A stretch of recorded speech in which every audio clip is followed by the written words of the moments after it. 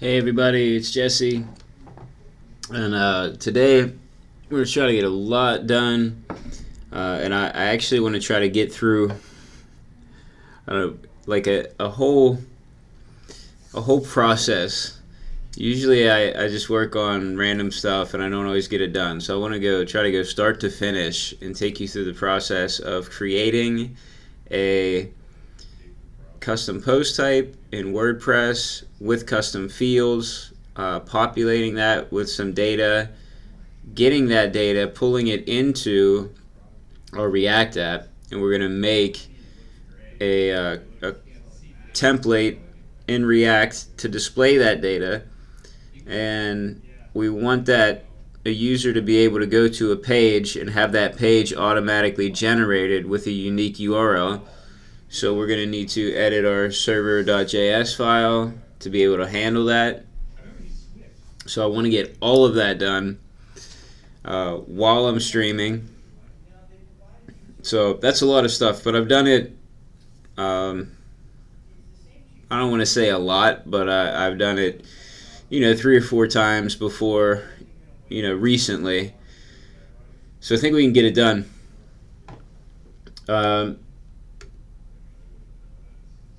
I'm going to check the live chat and say hi. Hey, everyone.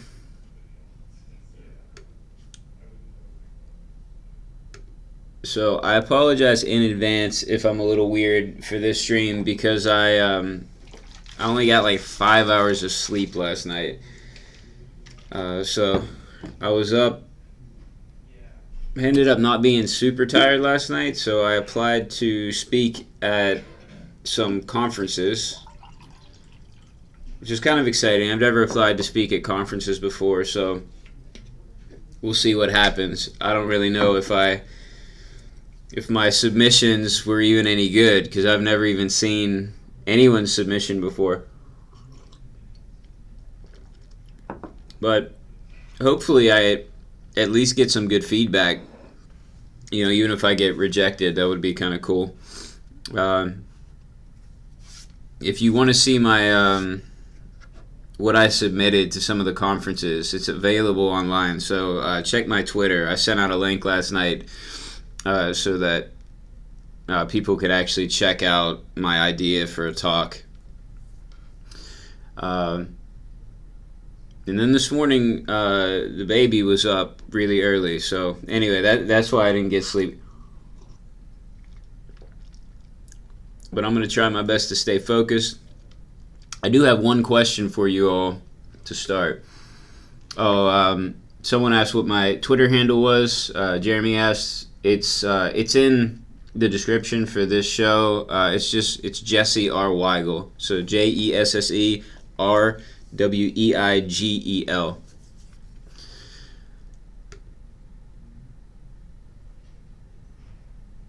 And let me. I had one problem. So I really wanted to get you all a link that you could go to see all of the updates. So I started a dev branch that's going to be like the cutting edge stuff, the latest stuff that we're doing for this site, and that is going to be updated at our server. I don't know if anybody remembers when we set up the load balancing, but we actually have 3 droplets running Node and React, and we are only load balancing between 2. So I never shut down that 3rd droplet because I always thought it would come in handy for testing. And today it has come in handy. So that's the droplet that I can just give you the IP address for, and you all can check it out. Now I did get it working, but I just tried to update it, and for some reason it quit working. Now here's what I think happened. My session timed out when I was logged into the server, and I didn't usually I use PM2 to start the server, but I didn't even set it up. I just started it, with just a regular command, just npm run start, and I never shut down the server. So right now I can't start the new server because port 8080 is already in use. So normally I would shut it down by pressing Control-C, right? But that doesn't work. Because at least I don't think it works. I can double check, but I don't think that's going to work for me. Yeah. How do you shut down a node server from the command line if it's not actually, like the process is not actually running in my command line right now, like I can't see it. So if anybody knows how to do that, let me know, and then I can get this up and running, and you all can have a place where you can check out all the latest stuff without having to download this repository and run a local server. So I'll figure it out eventually, but I just figured maybe somebody is really familiar with Node and just knows exactly what command I need. Oh, okay. Patrick did have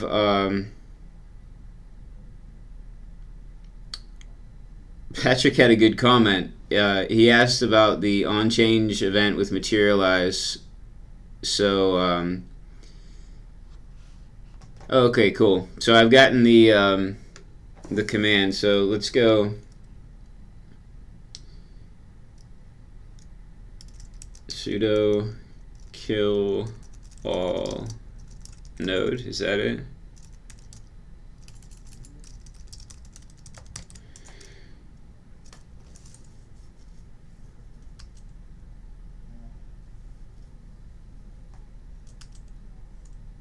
Alright, we'll try that out. So anyway, yesterday we couldn't I couldn't get this select thing to work, and I said that I would let you all know how I ended up getting it to work. So let me do that now. Alright, cool. So that works. So if you go to, let me find the IP for you. I'll paste this IP address in the live chat,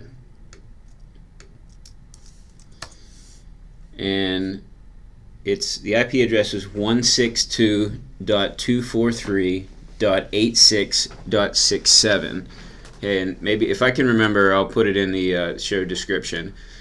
So anyway, this will show the latest stuff. So this will actually show you that this is working now. Alright, so the only thing, this is the only thing that actually has a working category right now, I'm pretty sure.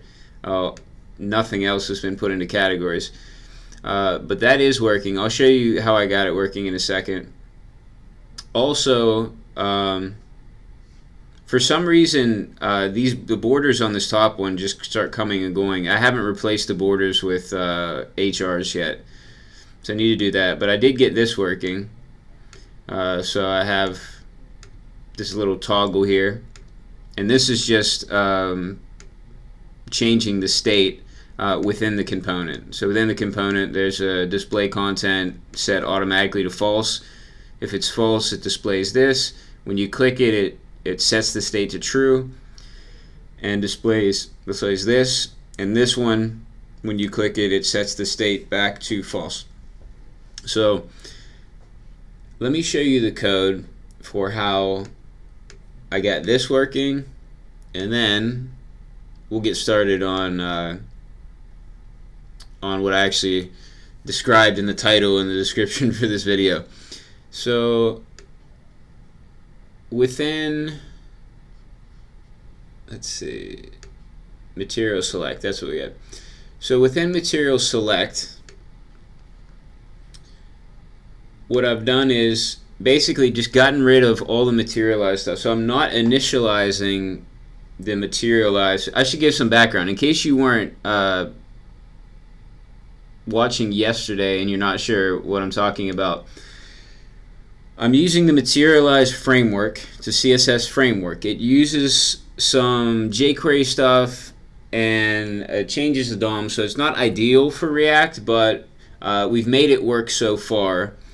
And this is the only time we've run into an issue where I just couldn't get it to work. I was spending way too much time yesterday getting it to work. I probably should have given up on it sooner, but it just didn't even occur to me during the stream until the very end. So what I did, normally what Materialize does is if you have a select input, it goes through all the options and then it creates new DOM nodes, so new elements, and it creates a new UL, and then each option becomes an LI within that UL.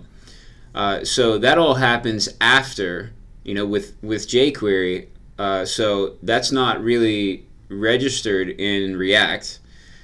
Now that wasn't even the main issue. So that was one issue, but the main issue was that whenever we changed that select input, that event wasn't registering for React.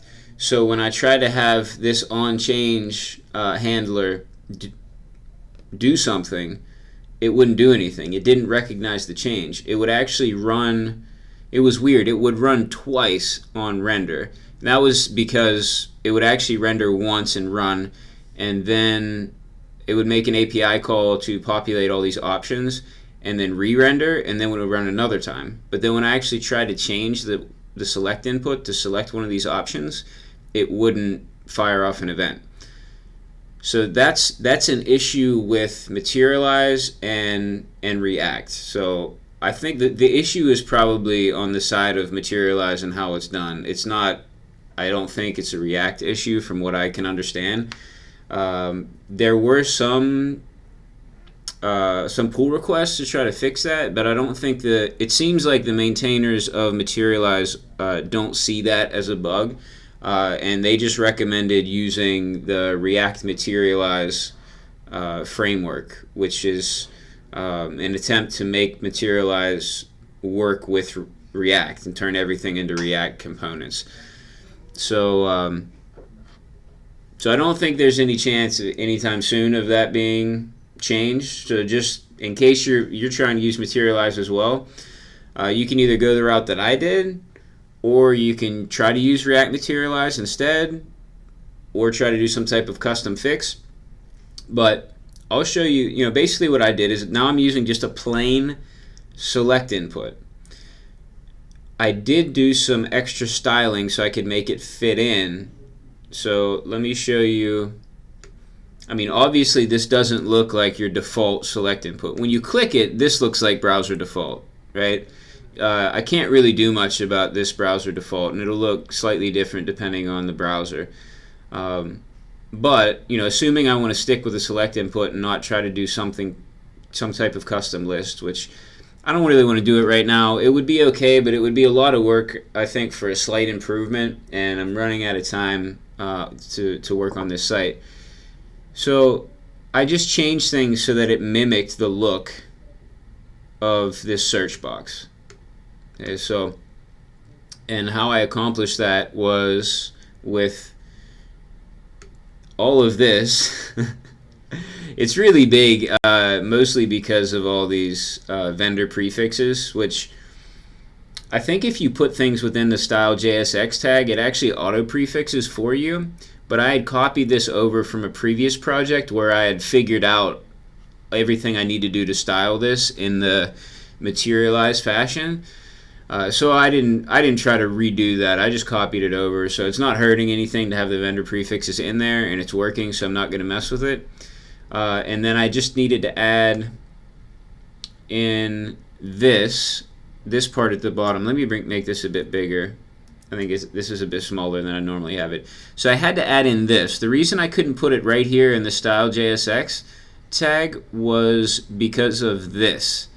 So it thought I was trying to incorrectly escape something within this string because of the slash. So it wouldn't work. So if you try to use content and then one of these, this basically makes that little upside down triangle, they call it a caret.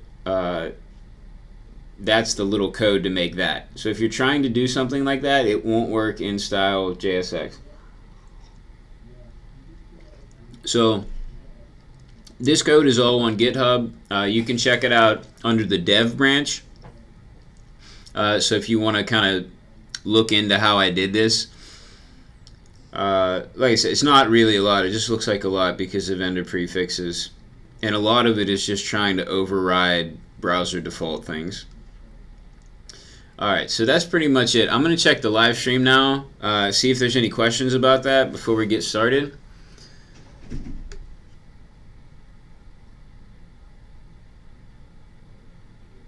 Oh, okay, we have somebody, Carnage. I'm not sure how to pronounce the name. Karnieej. Carnage. I don't know. Sorry about not knowing how to pronounce that. But anyway, it says, hi everybody. I'm looking for a job, a React job. So, I guess so. Hopefully you can pick up some React knowledge on this stream. If anything, you can probably pick up some mistakes to avoid when you do this. My stream is really good at demonstrating the pitfalls and mistakes that can be made, and sometimes even how to fix them.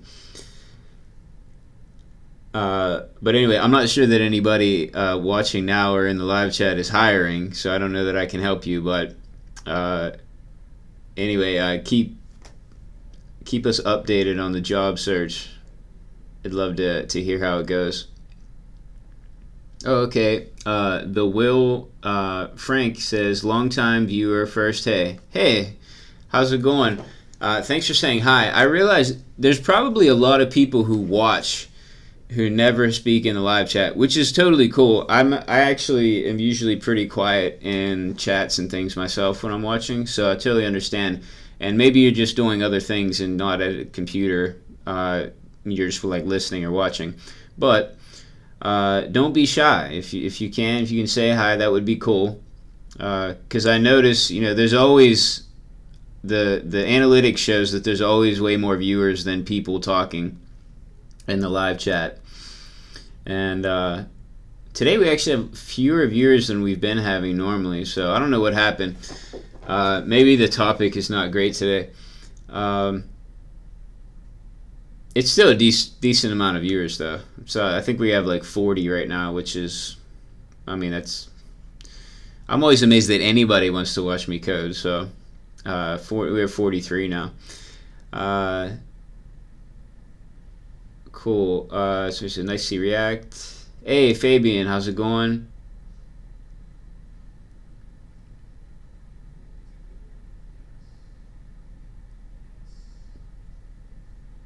Evo says, hi, Jesse, not James this time. Hey, Evo, how's it going? Yesterday, Evo accidentally called me James in the chat, which was just fine. It didn't bother me. Bill says, hey, at work, but listening in the background today. Awesome. That's cool. That's what I imagine. That's probably a lot of people maybe in the same situation, especially if they're in a similar time zone to where I'm at, because this is the time when people are normally at work.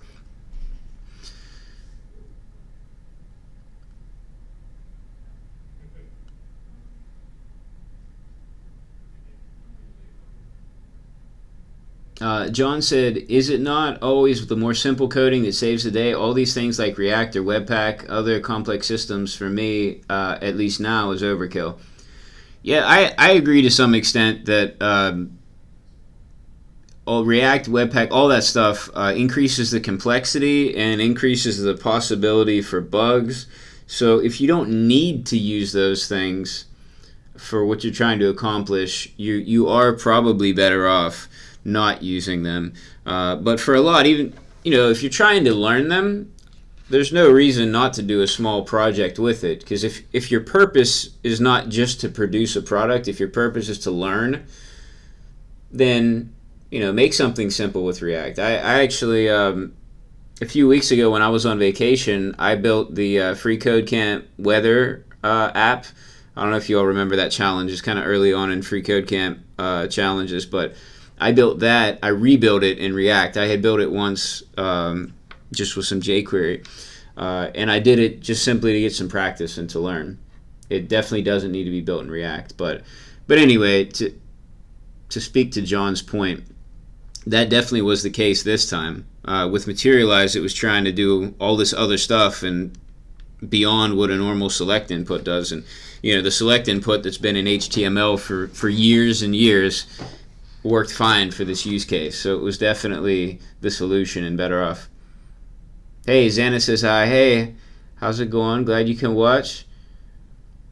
Jordan asks, how do you hook up WordPress with React? Okay, cool. I'm going to show you today how we hook up WordPress with React. So I'm not going to explain it right now because I'll be able to show it to you. We're going to do it during this stream. And I'll start that in just a minute. I just wanted to say hi to everybody and at the beginning of the live chat before I get to the code.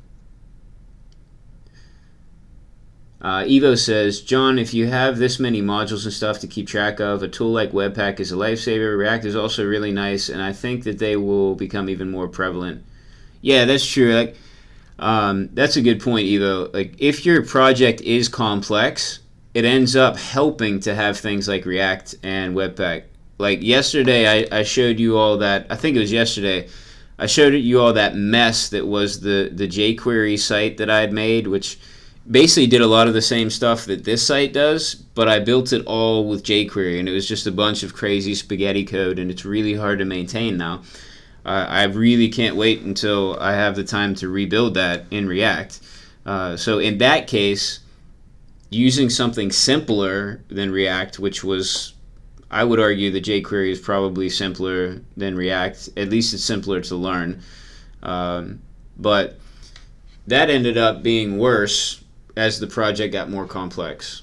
So I think there's a tipping point in the project of, where some of these tools actually do end up helping. Xana asked, did you debug it? Xana, are you talking about the select input thing that was happening? So I don't know, maybe you might have joined in right after I explained it. So sorry if you missed it, but basically, yeah, I did get it working, and I just went with a normal select input. So I just got rid of the stuff that Materialize was doing and just went with a normal select input. Everything worked fine, and I just did some styling to make it look like it fit with the Materialize styling.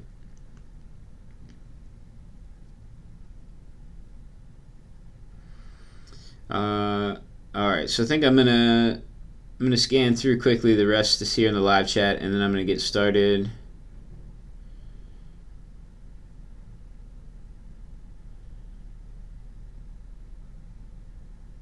Okay, Bill. Bill said he watched the replays of the last two streams, and at one point in yesterday's streams, I accidentally showed his project instead of my project, and he says it's cool though because it was on GitHub, it was open source. So yeah, sorry about that. I mean, I'm glad that it's cool and everything, but I'll have to be more careful about double checking what I show. I try to keep everything that shouldn't be shown on my other screens.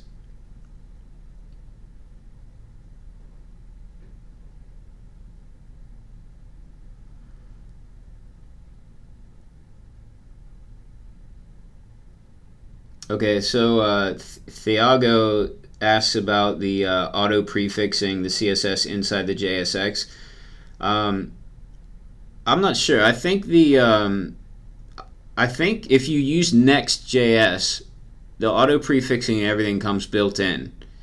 So I don't know. I'd have to check it out. I just always assumed it was auto prefixing. I thought I saw that before in my code that it was all auto prefix, but now that I really think about it, I would have to double check to say 100% for sure. So don't take my word for it without double checking, but I'm pretty sure it does get auto prefixed as long as it's inside the style.js or the style JSX tags. Okay. Okay. So Xana didn't hear the explanation at the beginning. So I gave a slightly longer explanation and I showed the code. So Xana, if you get a chance later on, you can watch like the first 10 minutes of the stream or something, the recording, and get a longer explanation.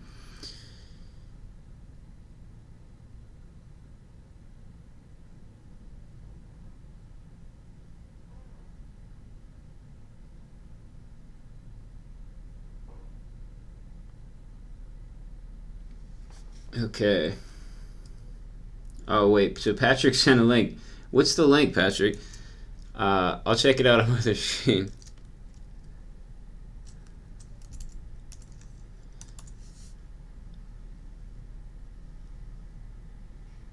Oh, okay.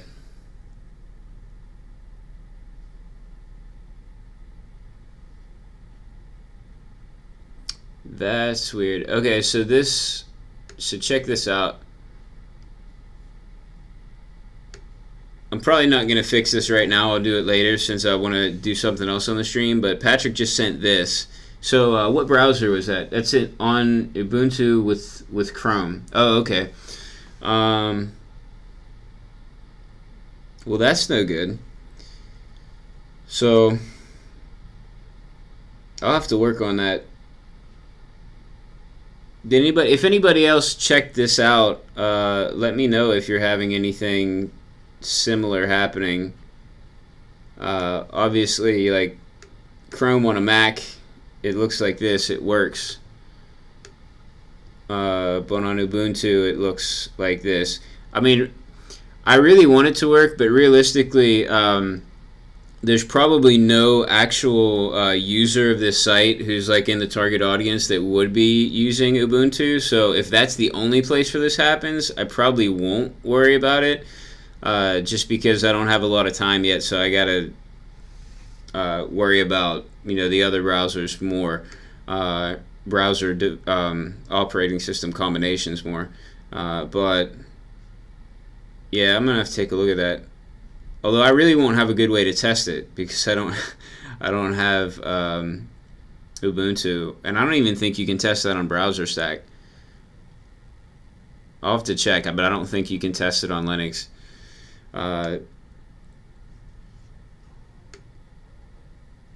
Let's see. Okay, Patrick just said the same thing. That there's not a lot of people going to the site with Linux. Okay, it's good to know though, and I'm definitely going to check it out with some other combinations of operating systems and browsers, devices, to make sure that there's not similar errors happening elsewhere. So thanks for sending that. So, oh, actually, I did want to, before I started, I wanted to mention a little bit about the net neutrality thing that's happening. So, especially for those in the United States, right now there's like the federal government has some stuff going on where basically it could end up being really bad for the internet. Like things could be blocked. Like, so I wanted to show. Some of you may have already seen this, but there's these videos that they're really short. So I think I'm just going to show this video quickly, this net neutrality video, which will be able to kind of explain things a lot better than I can. And let me try to bring this over. I think it's just only a few minutes. So let me throw this on here. Yeah, oh, it's not even, it's 33 seconds, so.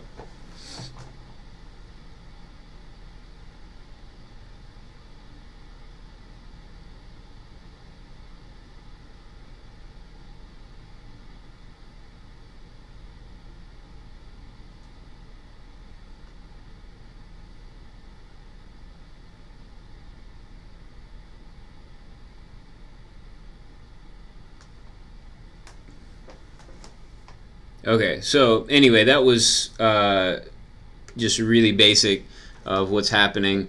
So if you're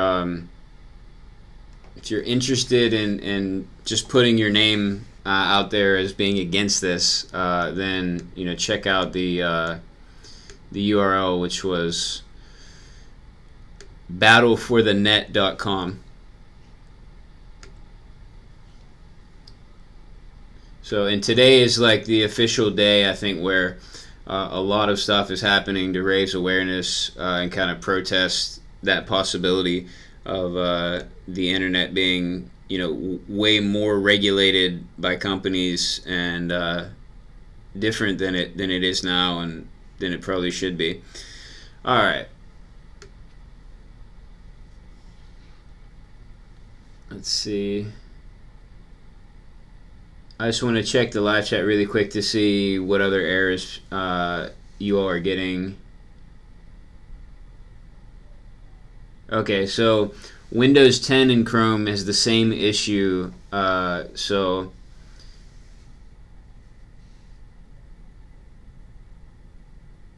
oh, okay. So Evo's found the error already, which is awesome. Thank you so much.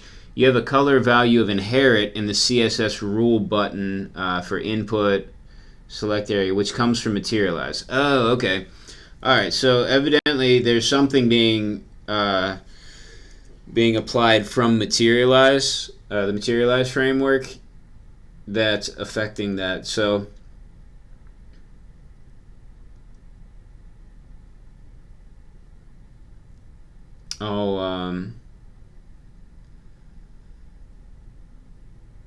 I'll check that out.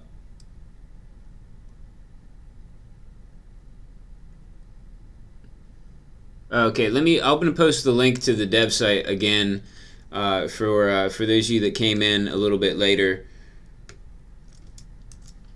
So I have a third droplet now that's running the dev branch.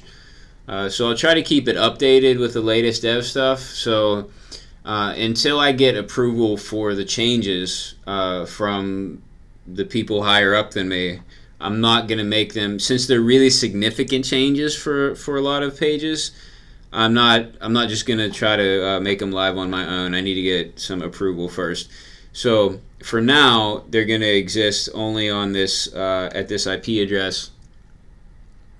And okay, cool. Evo is going to open a GitHub issue with an explanation of what's going on with that select input. So I'll definitely check that out. And actually, if anyone is kind of shaky with their JavaScript skills but is really good with their CSS, that'll probably end up being a CSS only solution that might be good to contribute. So otherwise, I mean, I'm sure it'll only take me a few minutes to figure it out, but especially for new people who are trying to get some more things on their GitHub profile, that might be kind of an easy thing to do.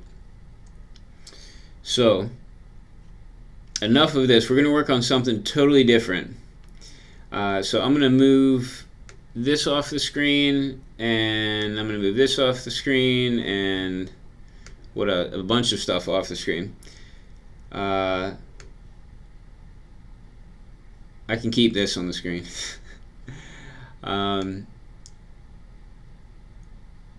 Also, yesterday, one more thing, just continuing from yesterday. Yesterday I had a pull request from Vinay, which switched over to using Preact instead of React, and it made things smaller. The bundle size for production was smaller, a lot smaller. So when I tried to use it on this test server, I was getting an error. I was saying R is not a function.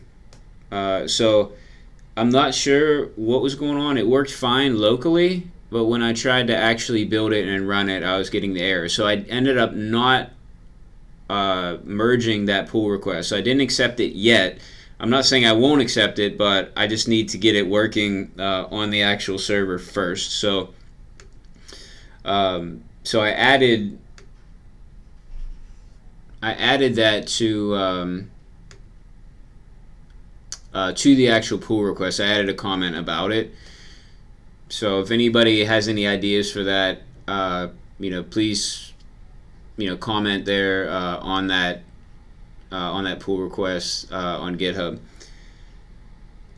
Okay, so today, what we're gonna do, let's start with WordPress first. So I'm gonna start here in our WordPress plugin. So you've probably seen this before. This is our WordPress plugin that we're using to make a bunch of custom post types.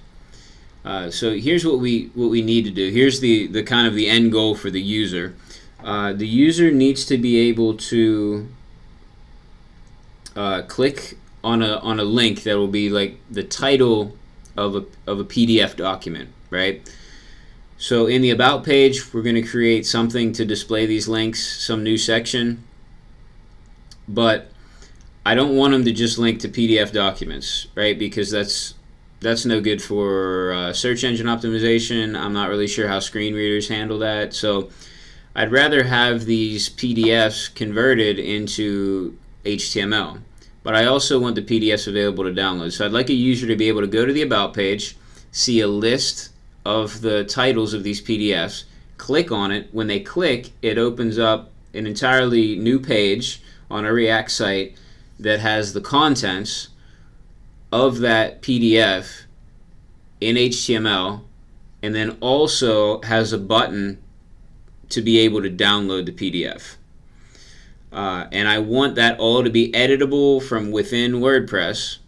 So we're going to make a custom post type, I guess a PDF page post type. And it needs to have your normal title and content fields, which are there by default. But then we're going to add one custom field that's going to be the URL of the PDF. And actually, we might want to do the title field. Should be good. I kind of thought maybe we might want to do a separate field for PDF title, but I think the title field should be enough that we could pull in to use for the link text. So that's all we need to do on the WordPress side. And then we'll come in, we'll build the page that's going to be populated. We'll build out the section that needs to be in the About page, and then we'll update our code in our server.js file to direct people to the right place and make the right API call to get that data. So let me copy. So I think I've done this before on a stream, so I'm just going to copy this. Did I get the... I don't know if I got the top part, so I'll do that again. So I'm going to copy this and paste it. Now I'm just going to change all of these, and I want them to say instead, what did I say? What was it? PDF page? Yeah.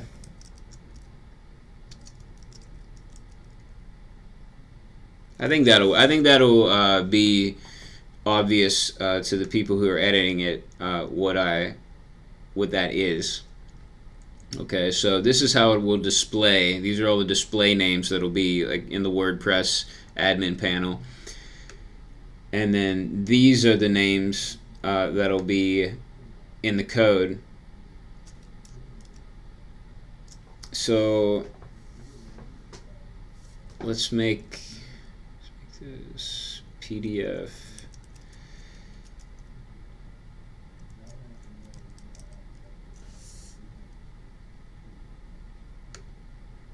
Alright, so now I'm going to save that. Oops.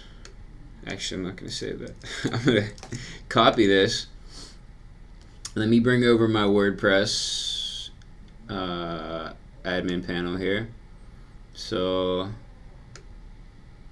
I need to log in. Alright, so let me bring this over, and I need to upgrade to the newest version. So I was just waiting to do a backup. So I have one of my coworkers purchased a subscription for this backup plugin that we can use on, and I think an unlimited amount of sites. So I'm just waiting to get the info about how to install that, because generally you don't want to really do too many updates on a WordPress site without backing it up. I've done a lot of updates on small sites without backing up, and I've never actually had anything happen, but it's a good practice to do the backups if you can.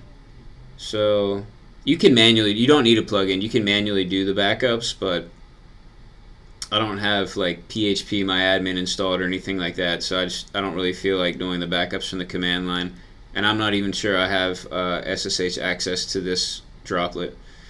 So let's go. Actually, I have no idea why I'm keeping this so small. We'll make it a bit bigger, and I'll increase the size so y'all can see what's going on. So I'm going to go into plugins here, and I'm going to find, I passed it up. There we go. CI custom types, that's our plugin, and I'm going to edit. Now, if I did have, I don't really have any access to this server, either FTP access or SSH. For some reason, the access isn't working. I didn't set this up; someone else set it up, and so I just never figured out what the issue was. So this is why I'm updating the plugin like this. Normally, I wouldn't update like this. I would probably, I don't know, probably use FTP and just open the file directly in my editor. But this works too. So all I've done is just copy and paste the new stuff. I'm going to update it. Also, I mean, normally it wouldn't be a great idea to update stuff on a live WordPress installation anyway. I'm pretty confident though, since we changed a minor thing, that it should be fine. And since everything, if you mess up something in a plugin, you like very quickly realize that you messed it up in WordPress. Like you'll get this white, I think it's like a white screen or something, and you can't log into your site. So if that happens, you'll want to go in with FTP or SSH, whatever you can, and just rename the plugin folder of the plugin that you just changed is causing the problem, and then that'll let you get back at least into your site and have your site running again. And then you can revert to a previous version, or whatever you change, you can revert it back and try to figure it out. Best thing to do would be to have a dev version of WordPress that you can test it out on first, which I did not have set up for this yet, but I may end up setting it up at some point. So let's check out our PDF pages. Right, so now we have our PDF pages. So you can see it's just like a normal WordPress post, right? Just basic stuff. We do want to add one field though, and for that I'm going to use a plugin. I'm not going to custom code that. So let's go down to our custom fields plugin.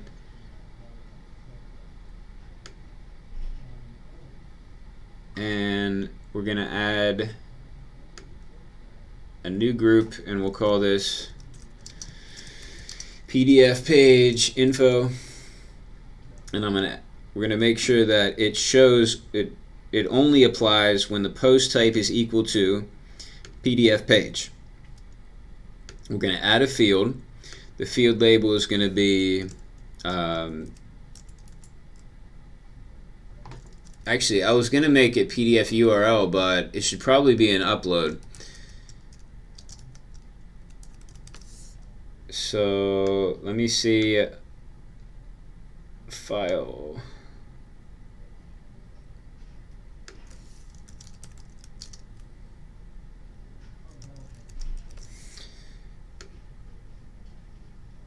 Okay, so we will upload that. I kind of didn't want to at first because I wasn't sure I wanted to have all the PDFs hosted there on the site, but there'll probably be less room for error if the PDF just gets uploaded and I can pull the URL.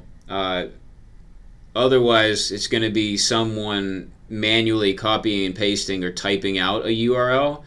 And then two things could happen that I could see. Either they mess up the URL and it doesn't work, or something happens to the place where that PDF is hosted. So even if just the change in the file name occurred, then the link wouldn't work anymore, or that server could be down or something. So it probably is better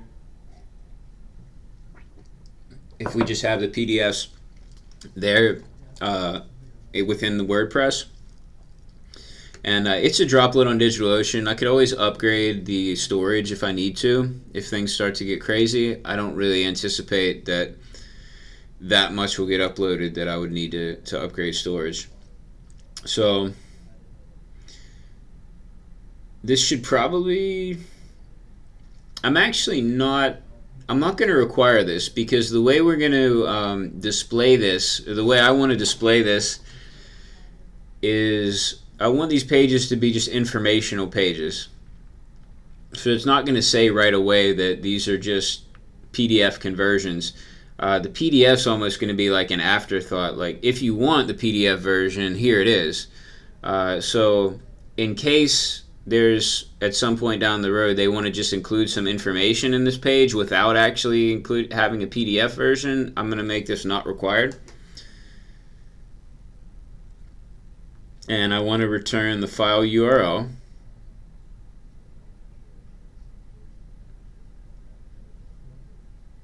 And that should be it. Now, we can, let's see, I want to put this up high after the title, so it's really obvious. I do want to put this in the standard meta box. I think the seamless kind of looks a bit nicer, but it's more familiar for users to put it in the standard box. So what I don't need here, so I want to hide the permalink. I want to keep the content editor. So when we're only using WordPress for the API, we can hide a lot of things because they won't really work. So we don't need the excerpt. We don't need the custom fields because this isn't talking about the custom field we just made. This would have been if we added custom fields through. WordPress has kind of like a built-in way to do custom fields that's not nearly as user-friendly and powerful as this plugin. We don't need discussion, comments, revisions could be helpful. The slug is unnecessary, authors unnecessary, format. I'm going to hide featured image for now. I don't think we'll be including images, at least a featured image. And I'm not going to worry about categories or tags and no trackback. So this is going to simplify the UI significantly. So you'll see when we go back in, there'll be a lot less than there was originally. So I'm going to publish that. And now let's go back in. We'll add a new page. Okay, see, so here's our file input. So we can add a file, and actually there's a PDF. I'm just going to put this PDF in just so that we have something. And let's add a title, test page, and let's grab some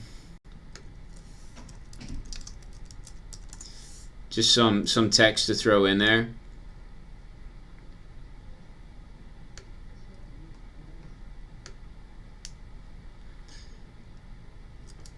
And I just grabbed some bacon ipsum, which is a tastier version of lorem ipsum. We don't really need the sharing buttons, but I didn't see an option to get rid of these, so I'm not worried about it now. It won't make a difference whether this is checked or not. But we can see, really it's really simple for people to edit things in here. There's not much that can be done. So I'm going to publish this. And that's all we need to do on the WordPress side of things. So it should be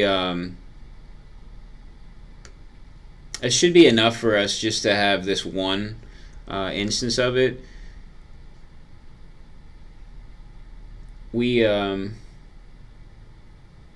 Trying to think, there's really only one spot where we would display more than one set of data, and that's on the About page. So we may have to just hard code in some other examples just to see what it will look like. But this should be fine for now. So that's it for the WordPress side of things, and we'll check out the WordPress API now just to make sure that we're getting the data. And as soon as you see the data, I'm gonna check back in the live stream, because that's kind of the end of part one of our little mini project here. So I want to check out the PDF pages. Oops, was it PDF page. There we go. PDF page. So here we go. So when we make an API call to get a PDF page, this is what we'll get back. We actually don't need all of this data, so we'll probably filter it down because we'll just need the content, and we'll get the URL. Here we go. Here's our PDF upload URL. So that's pretty much all we need, and the title. Alright, so we have that, and I can move this over. I don't think we'll need it anymore. Now, I'm going to go to the live chat quickly. Next step is going to be editing our about page to give users somewhere to actually click to get to our new page that we're going to make.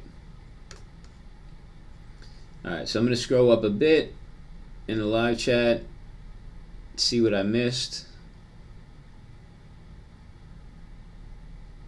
Okay, Evo just added the GitHub issue. Thank you so much for that. The issue about the appearance of the select. Oh, okay. Jeremy is bringing up, there's a Slack channel now for FreeCodeCamp.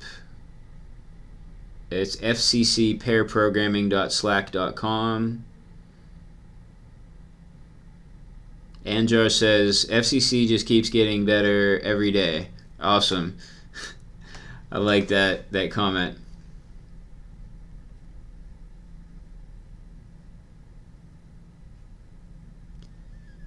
Okay, and it looks like Xana has included some images of that select input as well from Ubuntu on Firefox and Chrome. Okay, so it looks like on Firefox it actually is working. I'll put it on the screen quickly. So it's working, but it's black in the background. So this might be a little bit more challenging than I thought, because you know, we need it to show up, the text to show up as white when it's selected, and we can't just simply make it black because it wouldn't show up in Firefox. So I'll have to think that one through a bit more to make sure that the text is readable. I'm trying to think. The last time I did this, it was on a white background, so I didn't have the same issues.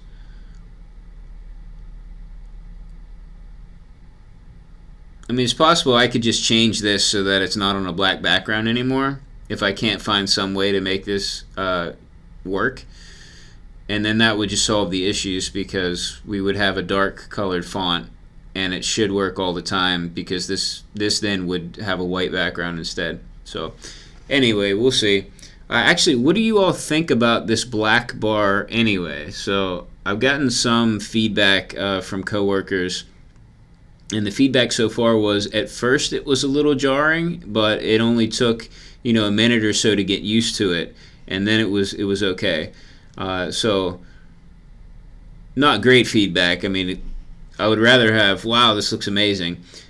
So I'm still not sure about it myself. Now that I've been looking at it for so long, I'm used to it, but I just kind of, I didn't want to just all white. You know, I wanted something else here to kind of set these off, you know, these controls, these filters off from the rest of the content. So if anyone has any other ideas, let me know, and I'm definitely open to some alternatives. I mean, I need to be careful. I can't spend too much on it, so if it's at a point where it's good enough, I'll probably just have to leave it because we're running out of time. So I don't really want to mess with it too much, but a color change shouldn't be that big of a deal. You know, if I really find a color that I like, I'm open to spending the time to change it.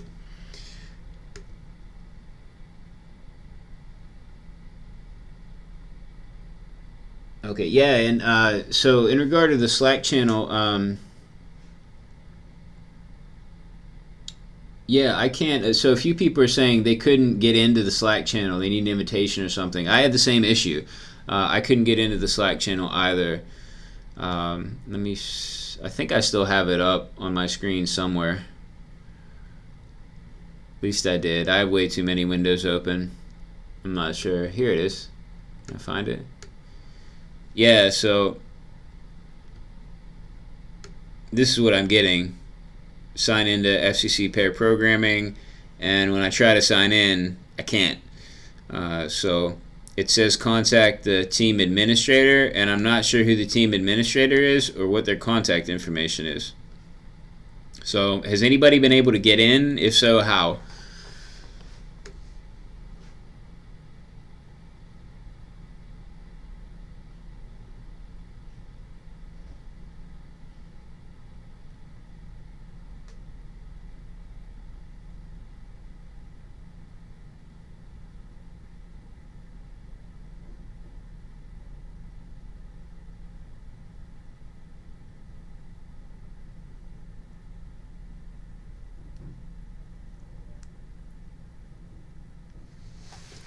Okay, Xana says, all that is a bit unintuitive. Can you just use categories instead?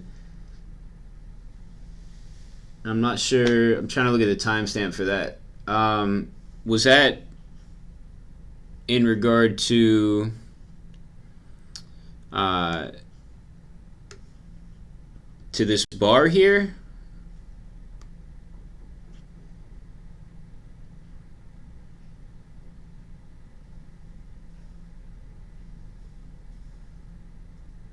Yeah, Evo says, I don't really like that people are now using Slack as a new generation of email. Maybe I'm just stubborn or getting old.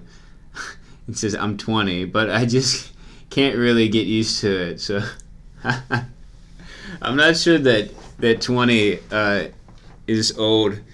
I guess if you're a kid, 20 is old. But yeah, I like Slack, but I'm not sure that Slack is an actual email alternative. I use Slack for different things that I would never normally send an email for. So I know there are people saying like Slack's going to kill email, like email's dead. I don't buy that. Email's probably going to be around for a long time because everybody's used to it and it works. But Slack is really cool for what it does, and so I like that. Like if I want to send a quick message to somebody that would be a waste of time to send in an email, Slack is really great for that.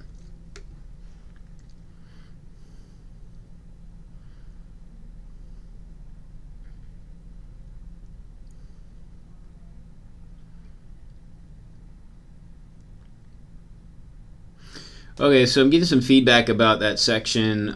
Maybe change it from black to the red color, and then that may look better.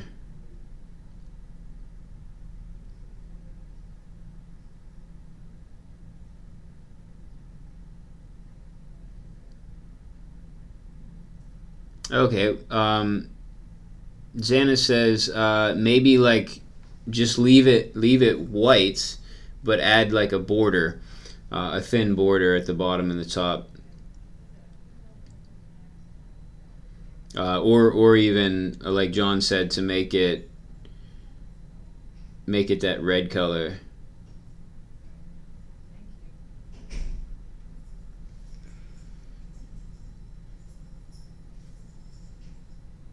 Okay, I'll have to try that out.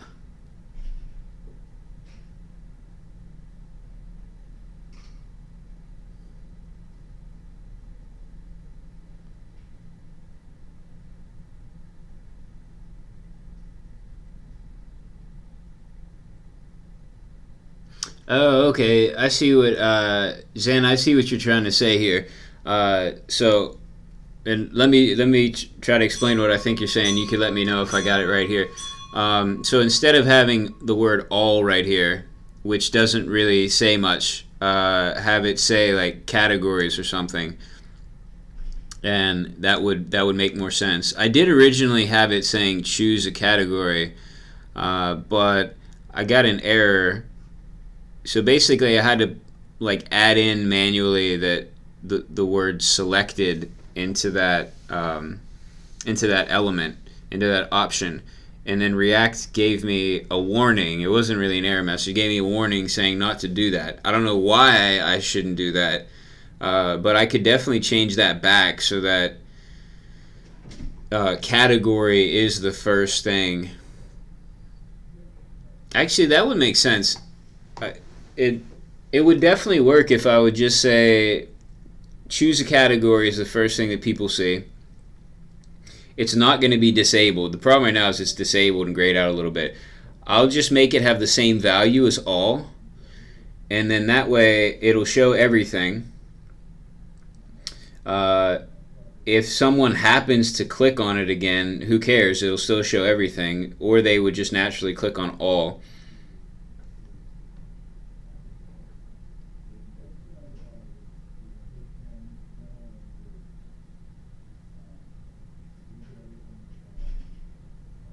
Okay. Yeah, I think I'll do that. I think I might actually do that right now since it's such a small change. It would be better just to do it. I mean, I have it open already. So let me...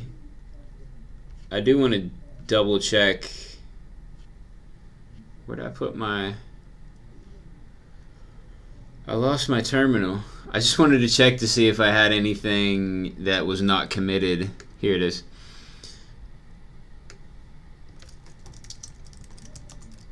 Okay, so it's clean. And I'm going to start doing a lot of stuff directly on the dev branch and just kind of merging in all the different branches that I've been working on into dev, like as they start to get closer to being done. So I'll take out disabled and I'll put in a value 0. And then that should automatically make it the first option.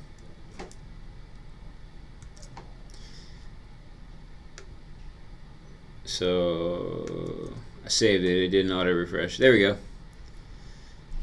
So that works better.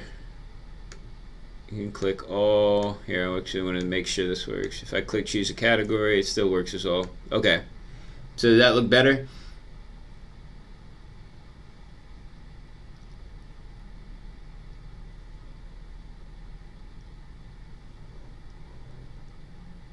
Okay, Patrick says we got some.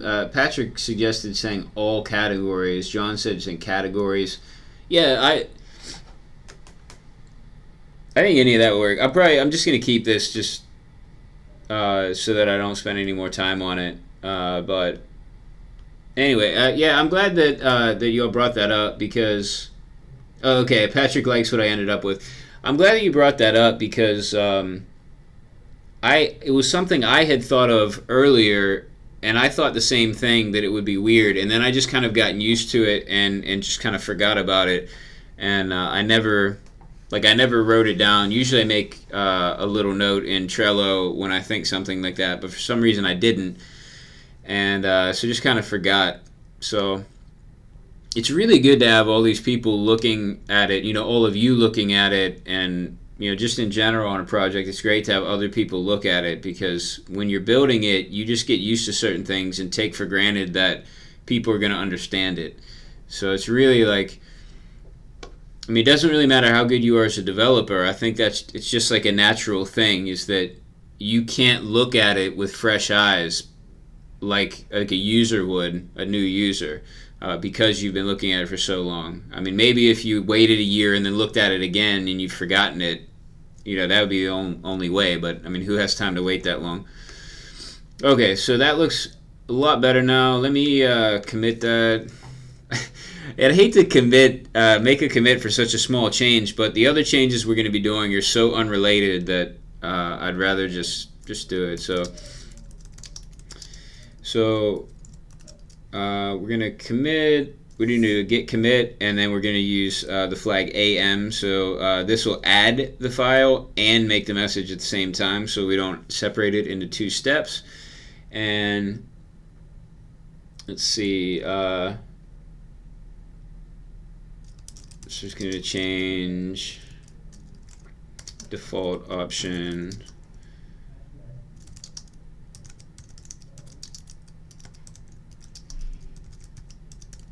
resource category select. Okay, that works. Probably what's going to happen is I'm going to change that at some point. So if I end up using a select somewhere else in the site, I'll probably make this option be like a prop that you could pass in the text for this option. I think that's the only thing that would have to change. Everything else could stay the same and it would work. Possibly like some of the colors could end up being options that get passed in.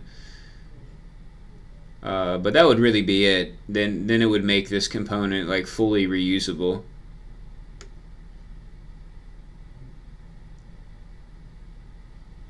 And it's possible, what am I using? Okay, so I'm not really using any colors here, so this could stay and that would, oh yeah, I am. I'm using this color. So potentially I could just pull this and include it here so that the color could actually be a prop as well. So I'm not going to do it now, but if I do end up using this again, I'll pull that in and then it will be reusable. Alright, so we need to bring up the About page, because that's what we're going to be working on. And let me go back. I want to check the live chat just really quick.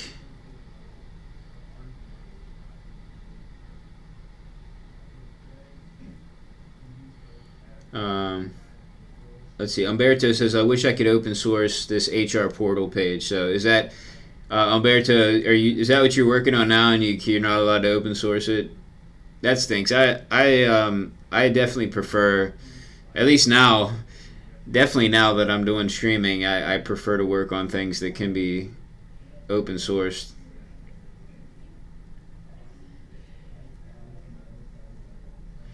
Patrick is bringing up the new stuff in NPM 5.2.0 is npx.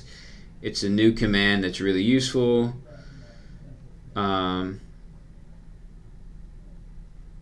So you could do like npx create React app, new app. It'll grab the latest create React app without polluting the global node.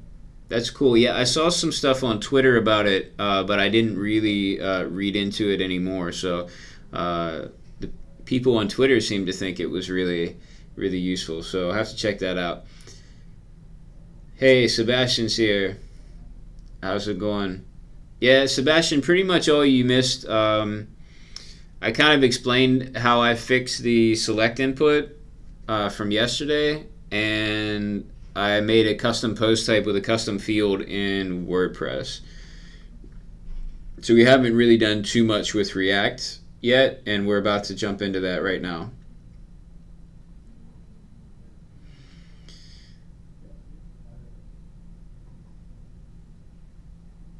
Okay, so and Patrick just put a link in to a Medium article about NPX. So if you can get to the live chat and check out the link,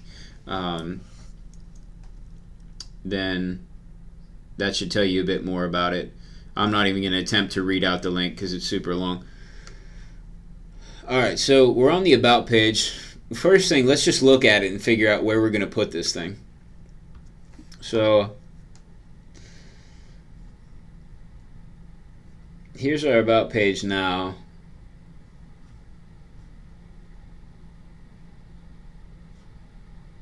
So let's see.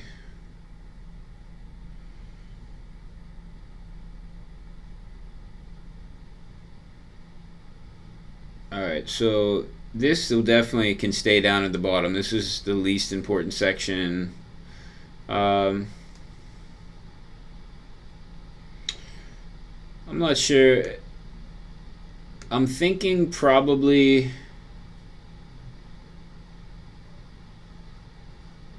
we could probably put a new section here, and that would make sense. Just visually, it would break up this kind of double white space section, since most, we're breaking it up everywhere else.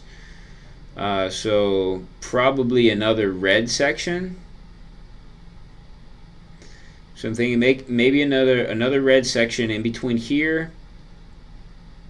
I'll probably give it a title that just says more information for now, and then if it needs to change, then it can change. It's not really a big deal.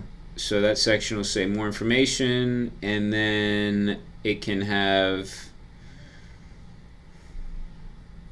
It's really just going to have lists of links.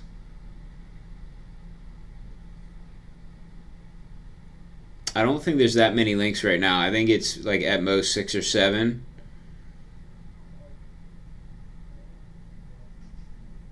But it could potentially be more. So I would like to think of a way that it won't get too cluttered up if there's more.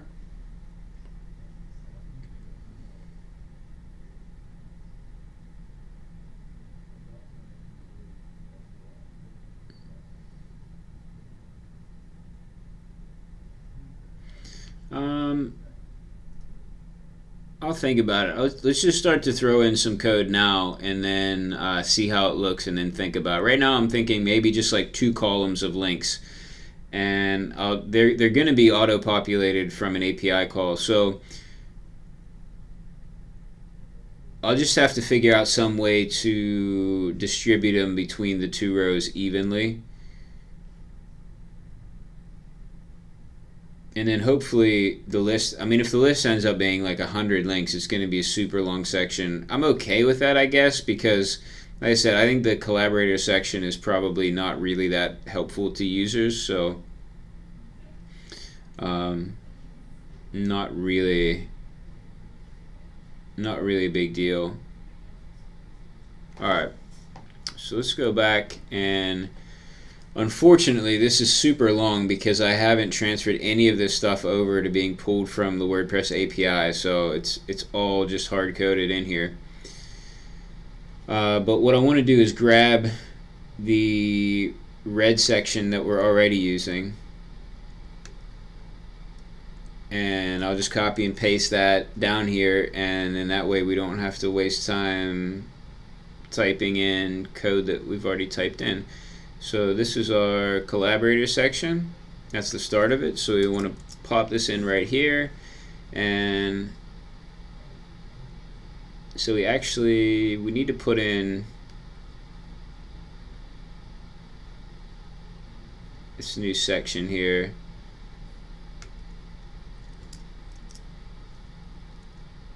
So let's see where VLAN container.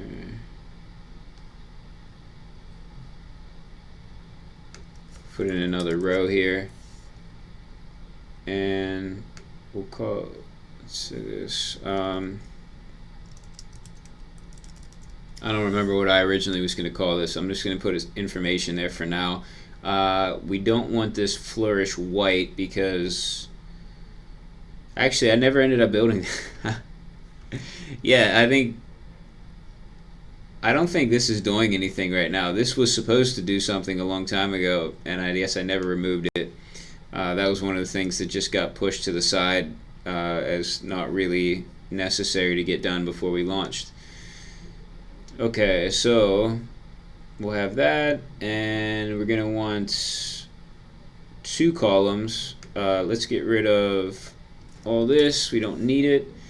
And S12 is fine, but we want to make this M6, and that'll give us our 2 columns. And inside here, you want to have a UL, and then LI. Oops. And we're going to have an A, href.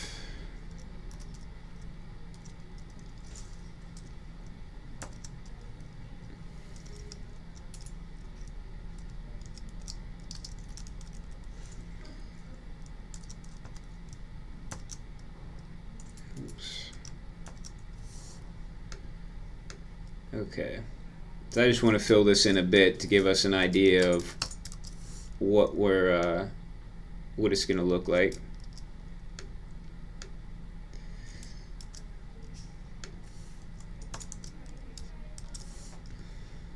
Okay.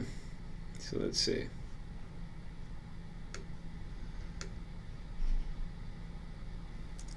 Okay. Not great.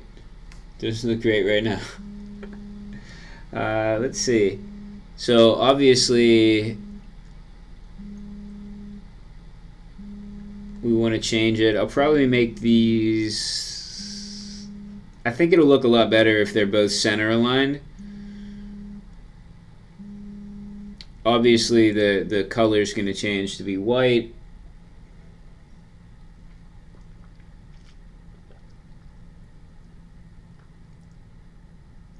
You could probably do with making the font size for the links a bit bigger.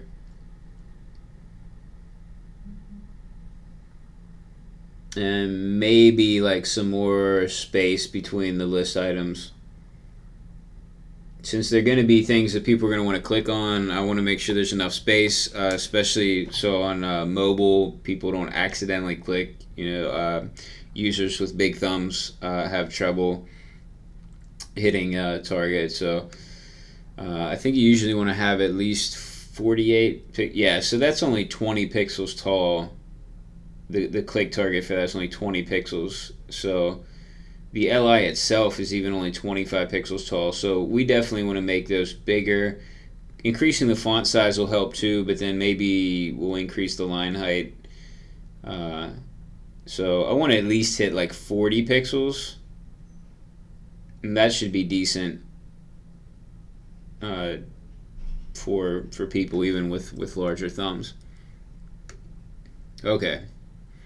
So hopefully I can remember all that. So new color, center it, increase the font size, and then we'll check it out.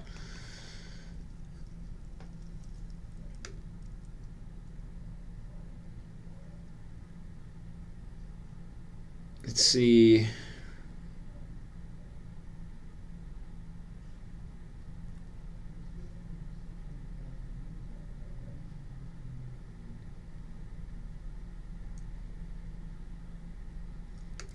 I think I'm just going to give this a class, this section of class of PDF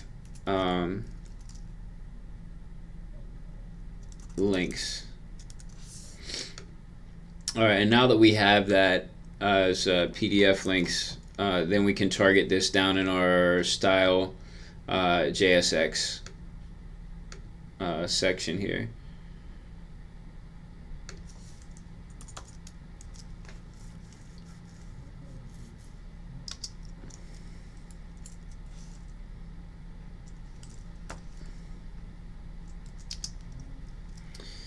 And let's go with I want to make sure I override anything that Materialize is doing. So otherwise, I guess I wouldn't normally need to be that specific, but I don't want to mess around. That should be specific enough there. That'll work. So we want to give it a color of white, and let's do a font size of, let's try 22 and see how that looks. We also want, we want to center it, so we want to center that within the columns. Actually, we don't, I'm not going to put that down here because we already have a class for that. I think this will work.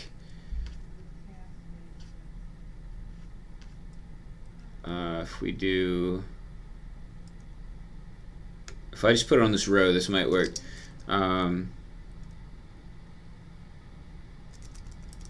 Is it align center?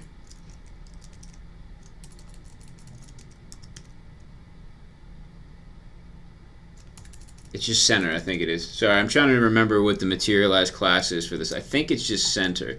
So let's see what that did. All right, cool, it did everything. So Here we have it. Here's all our links. We did get a little bit bigger here, but I think it's still not big enough for our target. Yeah, so it's still only 25 pixels. So I don't know that I want to go any bigger with the font size. So maybe we'll just add some padding to these links, and then maybe a little margin. We'll see. So down here, let's give it some padding, and let's give it 8 pixels all around. And then between these LIs, let's give, normally I would flip the order of this. I don't know, it just bothers me, but I guess it'll be okay for now. Let's give it a margin of, let's see, let's go, I don't want a huge margin, so let's go 4 pixels and then 0 on the sides there. So this, when you only have 2, the first number, first unit is the top and bottom margin, and the second one is the left and right margin. Oh no, what did I do? I messed something up. Let me just try to give it a refresh. Maybe that's all it, yeah, there we go. So remember that when something weird happens, just refresh before you panic. Alright, so now we have an area that we can click on of, let's see, what is it, like 40, what was that, 40, it's actually 41, but we're a little bit, it's actually not exactly how I wanted it. So let's mess around in DevTools here for a little bit and see what we want. So I'm going to increase this a bit, and we'll see. So this is our A tag, and these are LIs.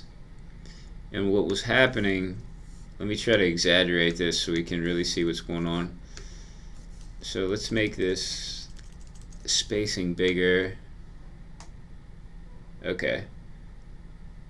That's actually a bit better. There was like some overlap where the click target seemed like it was down here in the spot. So that's too much spacing, but I might go with like 8 pixels.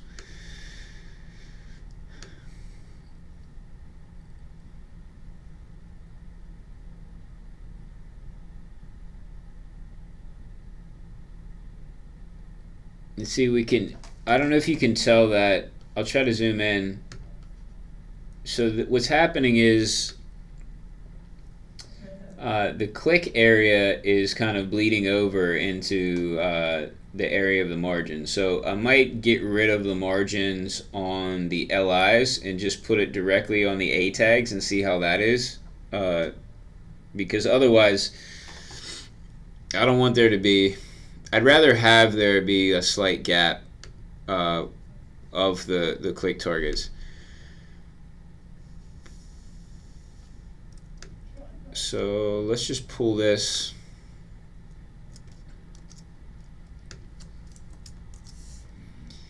And for now, I'll just get rid of that.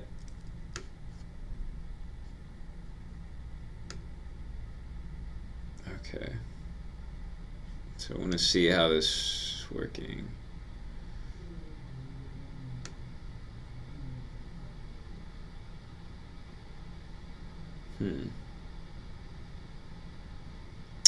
Man, that's what I thought would happen. There we go. So initially what had happened is it wasn't working because of the way it was displayed. Now it's definitely working.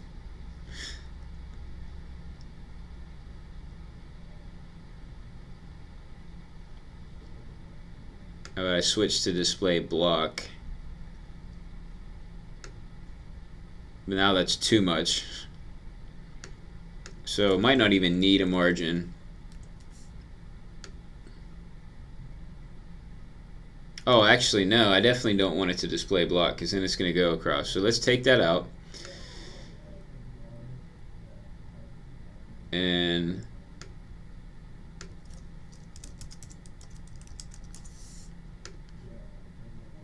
no, that's not going to change it. Alright, I'm not going to mess with this anymore. It works. I just like, maybe I'll actually test it on a phone just to see. Maybe I'm worrying over nothing and it would be fine to click. I think this is too much space between the lists and the heading here, so I'm going to remove some of that space.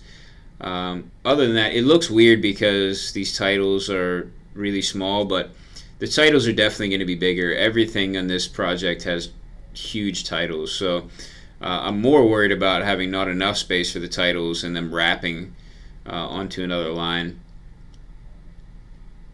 Okay, so we'll just leave this kind of as is and then get rid of this space, and then we'll be done with that for now, and we'll work on the page.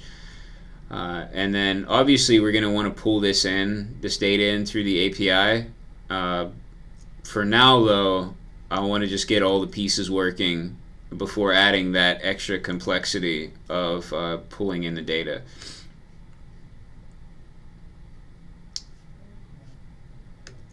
Okay, so let me remove this margin for now. We'll just keep the padding.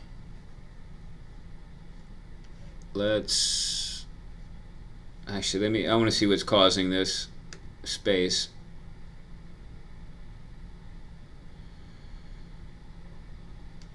Alright, so it looks like we do have a margin on the bottom of that div, but we also have a margin on the H tag.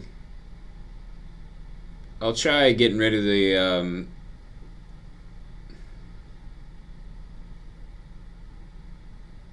well, we have a margin on the UL, so we have quite a few margins going on here.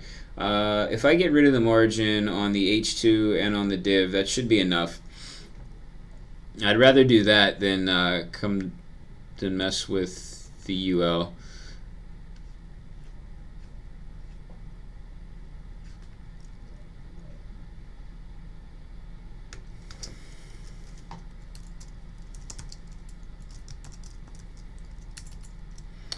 Alright, so I'm going to do some inline styles now, and in React you can you do inline styles as JavaScript objects. So the first bracket you're in JavaScript, and then the second bracket puts you in an object. So we're going to go margin bottom, we're going to camel case it, and we're going to say 0, and then I'm just going to copy that and paste it on this H2 as well.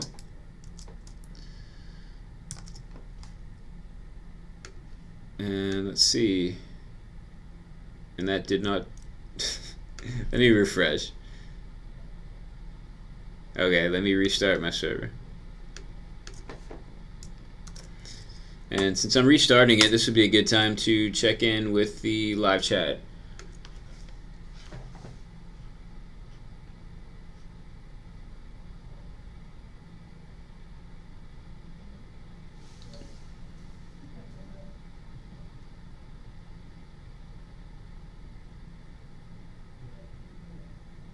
Okay, so John says, how about instead of a new section to break up the white space, you just add a thin red bar above collaborators on the About page? Minimalistic, and the page content seems filled up enough. Okay, I mean, I obviously didn't see that before I already did this, so I'll probably keep this section the same because I already just made it, but I actually kind of like that idea, and I'm going to keep that in mind for if I need to add other sections, because I don't like being tied into like always having to break things up in the same way.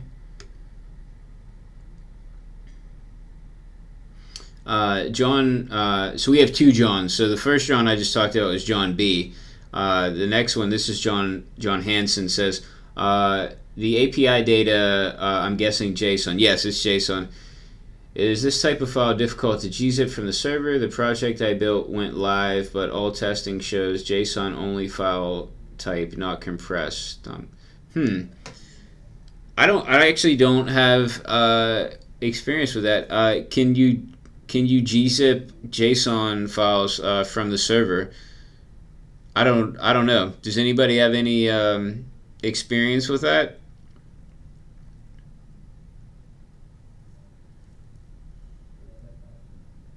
All right, Xana, thanks for answering the question about the editor.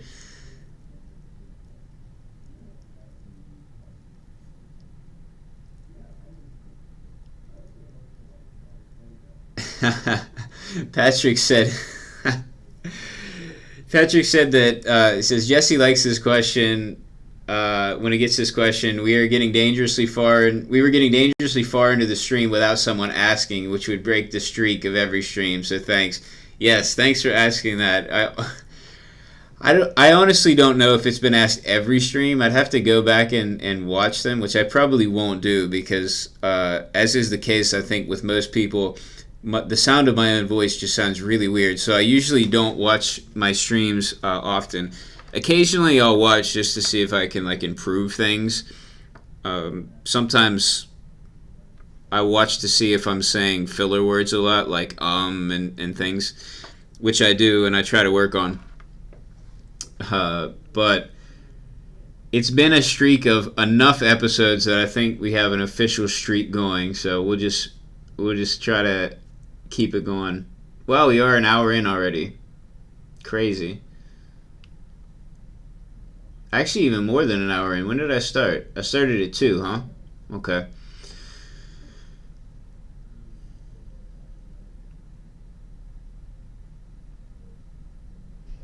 John Hansen says, is it not 44 pixel height and the width minimum for button links?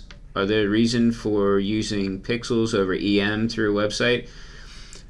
I'm not really sure why you would want to use EM or pixels. I'm just used to pixels, so I can guess. I can usually visualize how many pixels the thing will be on the screen because I'm used to pixels. I'm not good at visualizing at all what EM would be, so that's why I use pixels. The only other unit I ever use are VH and VW. That's also easy to visualize because it's just a percentage of the screen. But I'm sure it's probably whatever you're used to would be what you end up using, unless there's some other reason why you would want to use a different unit.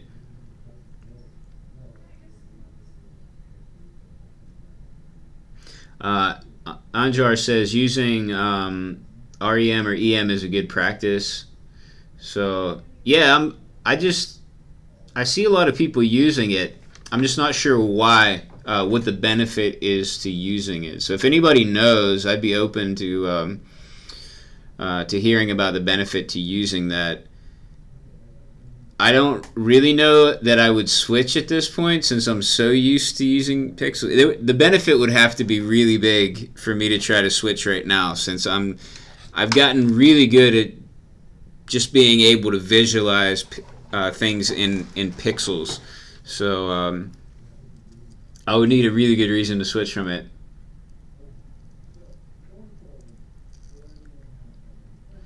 Oh, someone's name in the live chat is Inside the Matrix. That's awesome. Great name. I used to be a huge Matrix fan, like back, when the first Matrix came out.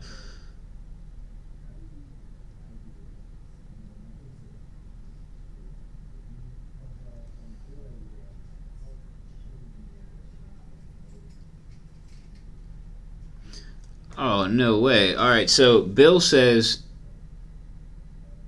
there's an app called Like So that you can start when you do a stream that will help analyze use of filler words. I'm going to have to look that up because I listened really early on in one of my first streams. I listened through the whole thing, and I couldn't stand it. I used the word so often, it drove me nuts. And then on the next stream, I apologized profusely to everyone for making them sit through all of that.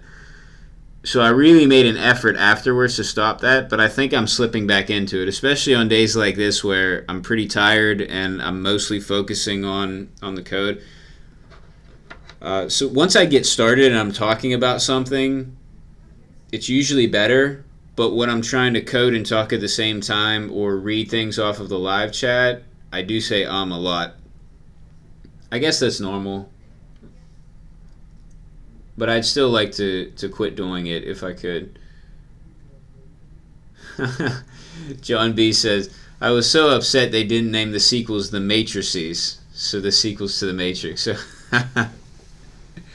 I like that one.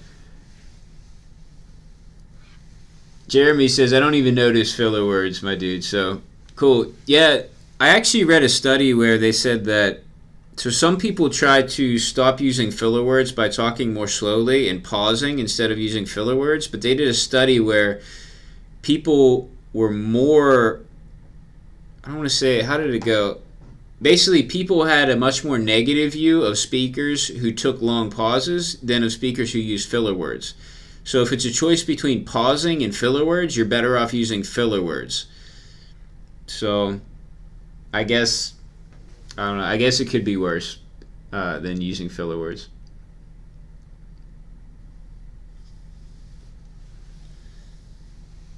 All right, so let me get back to this. So this is for now good enough so that we can click on it and make sure it goes to the right place, which is all I really am going for now. So now the next step is going to be, let me commit this first. And where are we at?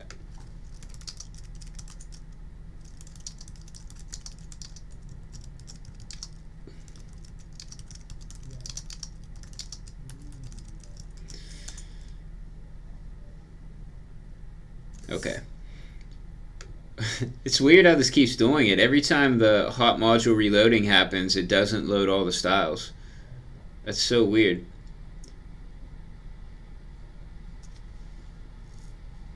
Alright, so now let's go back to the code. We're going to have to make a new page in Next.js, and I want to use one of these pages as a head start. So I think these pages are pretty much the same.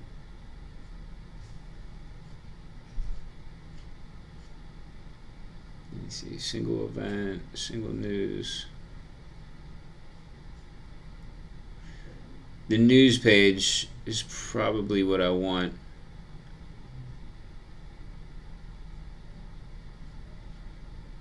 Yeah, this page has some extra stuff that I don't want to have to change that. So the news page I think is more basic.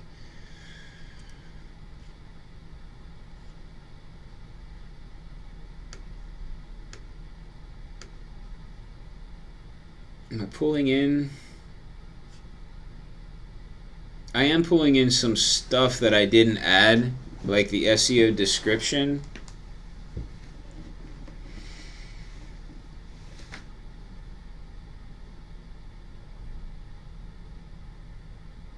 I don't even think I ended up making that tag. So I think we're fine. I'll copy this page and we'll use that to make our new page here. So we're going to call this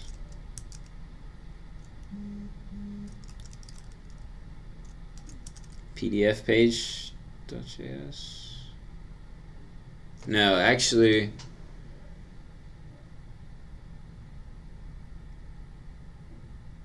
okay, it shouldn't matter what the name of the page is now that I think about it.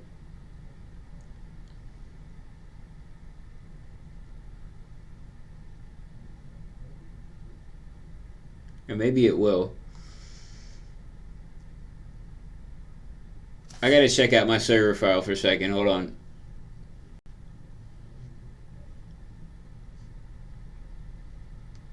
Okay, so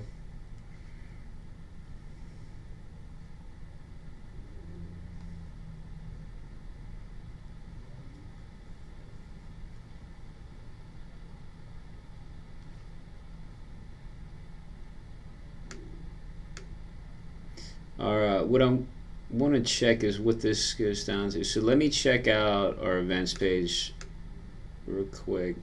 I just want to, I'm worried about what's going to show up in the URL. So I can't remember how this shows up. Okay, so this does show up as events. Okay.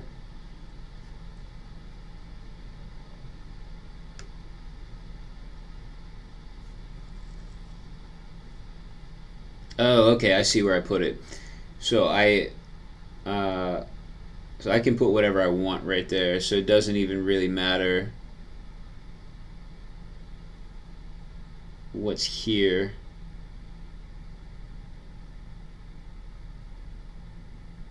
Okay, that works. Let me, where was I at? Oh, it's right here. PDF. I guess I'll hyphenate it since I was already hyphenating stuff, but now that I think about it, it doesn't, I don't know that it makes much sense. I probably should have been camel casing this.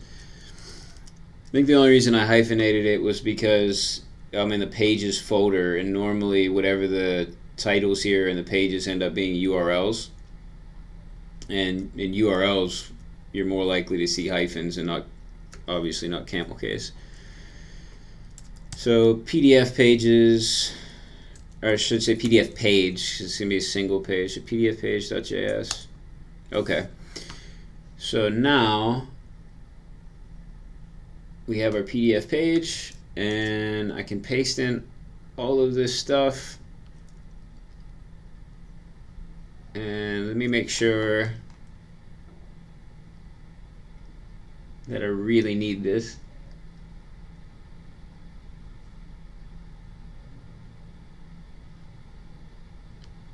So I don't want posts. What I want are PDF. What was that? PDF page? We brought this over, didn't we? I think maybe I must have moved it over again.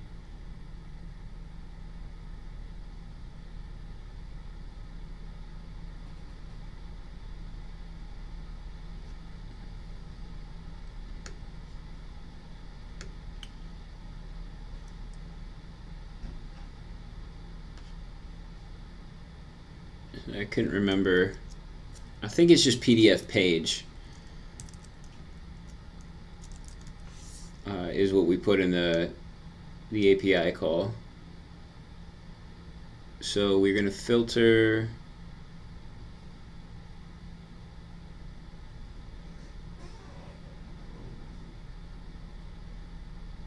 by our ID, which is actually going to end up being the slug.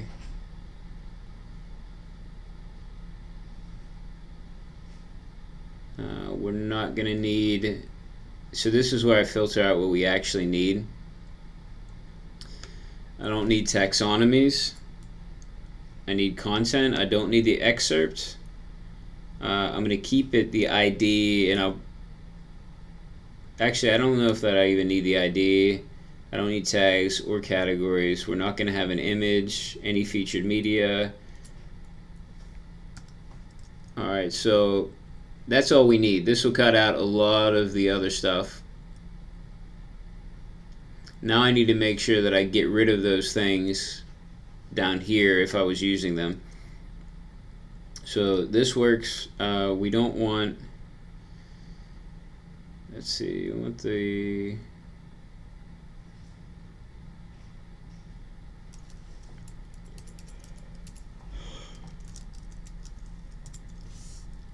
information, this description tag.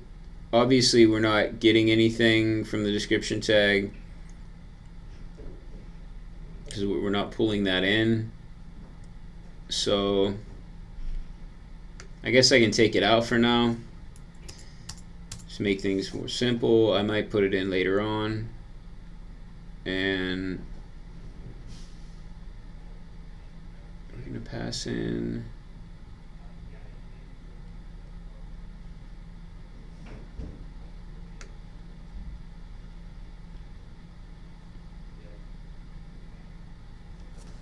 we don't need that.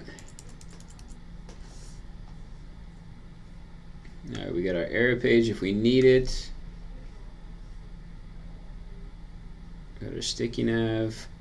We're not gonna have an image for now. We're not gonna have an image, but we might add an image and just have the same image for all the info pages.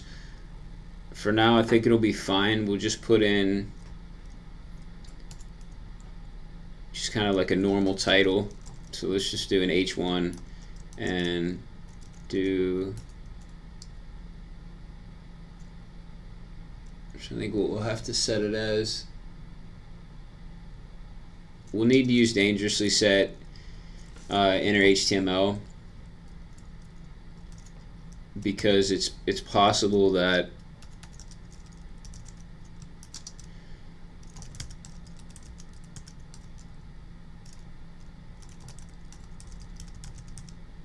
sorry, I just stopped in the middle of a thought. So basically, it's possible that there could be characters that wouldn't show up properly if we just put this props title rendered inside the tag. So that's why we do dangerously set inner HTML, because sometimes there's special characters that don't render properly. I wonder if I can just close this. We'll try it out. We'll see how that looks. I might have to put that in its own row to make it show up better, but it should work there. And let's prop state is 0. Oh, I guess I have to put 0 in here. Oh, okay, we're getting the data. I should probably use destructuring to get rid of all this, but I'm not worried about it right now. There's not really a lot going on.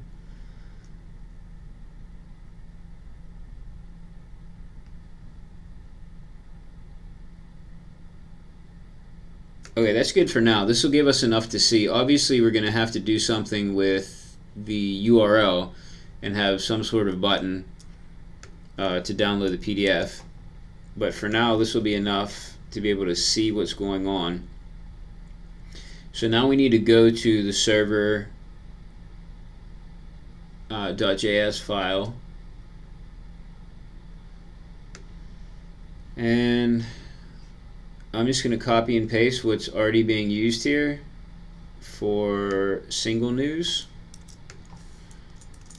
and we'll change it out and say, we'll just call that info. I think it should be fine.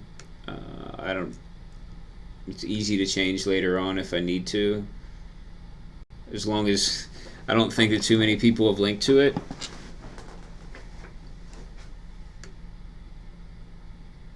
Actually, I'm a bit worried that they might think info is too informal. It's kind of a pretty formal type of thing, type of organization that this site's being made for. I don't want to put information because it would just make it unnecessarily long. So how about I just put I? That'll be fine. I mean, YouTube just has a C in their custom URLs for channels, so I think that's fine. I could put a P for PDF, but like I said, I don't want it to be thought that this page is, just a transition of a PDF. I want the PDF to be thought of as the secondary thing.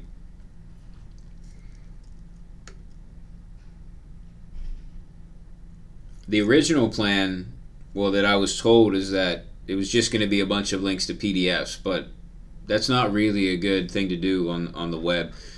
It's hard. You can't search through that content.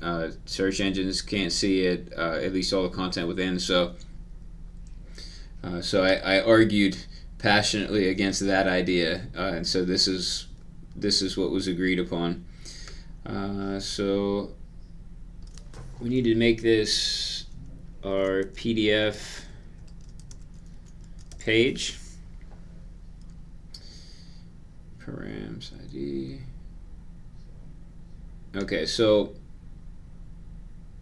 this is going to pass the name. So we just need to make sure when we make our links, the name, the slug for that post is what comes after this in the after this in the URL. So this ID part needs to be the slug when we format our URLs for the about page, and then everything should work. Alright, so I'm going to save that, and I'm going to make sure that I save this as well. Now, since we changed the server, I need to restart it. And I just need to make sure of the slug. So I don't know where I put my. I'm just going to go over to my WordPress installation here. Oh, here we go. I finally found my data. Here's the data I was looking for before. So I just need the slug. This is test page. And I don't know that I was pulling in the slug. No, I wasn't. So I need to make sure. Oh, I don't need to pull it in here. Never mind. I don't know what I was thinking. So what I need to do is use test page as our URL. That's it. So I should be able to go in here now and type in i/test page.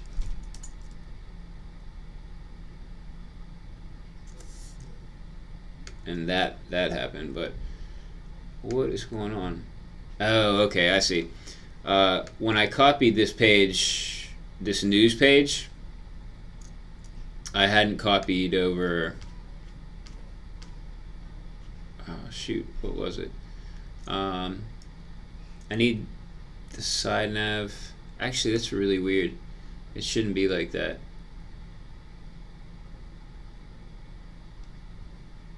Right, so within nav, that should be taking care of that. It should take care of the global init Sidenav. So I just want to make sure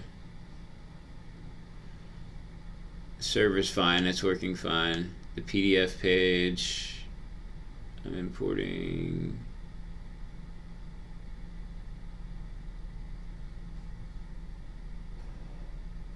Looks like I'm not bringing in the nav. Okay, so I'm bringing in layout. Within layout, nav should be brought in.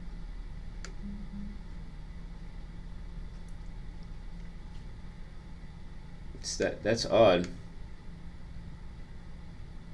Am I trying to init the side nav somewhere else? No, this is log page view.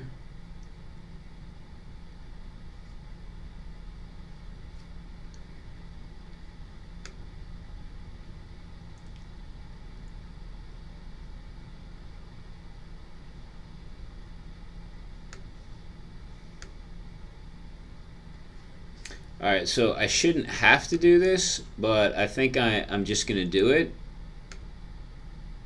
to see if this gets rid of the problem.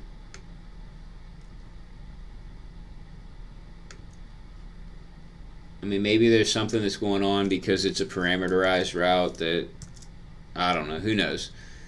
But if this fixes it, and that's all I have to do, then I'm happy about that. No, it didn't.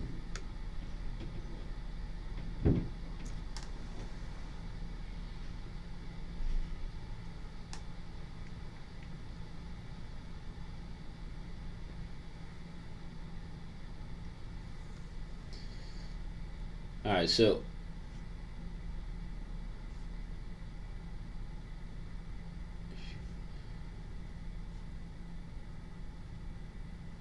that's really odd.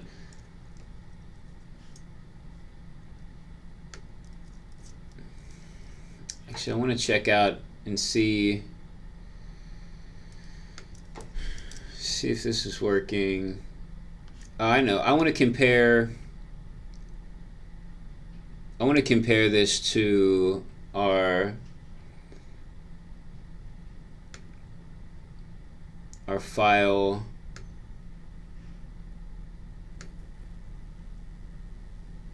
for single events, right? Because the single events used to be the same as the single news, and this actually is working. So let's see what's different between these ones. I'm going to get rid of that I added to the top. So we have components.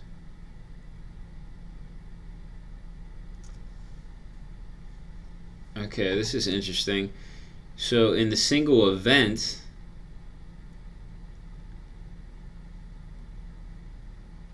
I'm not using the layout component.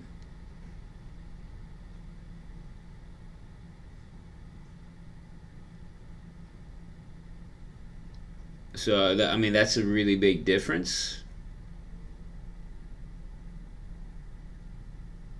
Wow, for the single event, this is kind of the old way before he switched over to doing things like this.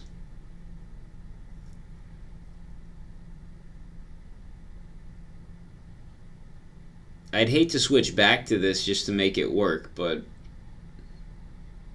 if I can't figure out what's going on, then maybe I'll have to.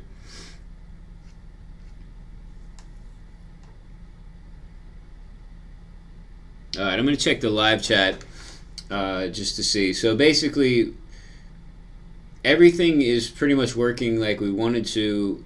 We're getting it kind of an error unrelated to what the goal was, having to do with the init function for the Sidenav.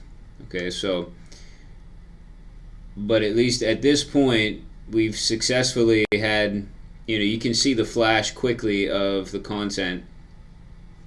Well, let me restart this dev server so we can see it. So you can quickly see the flash of content that comes up, and it is the content for the page, right? So it says test page, it has our lorem ipsum, so that's working. So I guess it's mission accomplished, kind of, for what we wanted to do. Now I just need to figure this out. So I'm going to go back in the live chat and see if you all have given me any ideas about the problem, or if there's any questions that I can answer now, since this is now already 2 hours in. It might be a good time to just answer some questions and finish up, since I've accomplished what I wanted to for this stream. And then I'll just fix this before I leave today or tomorrow morning.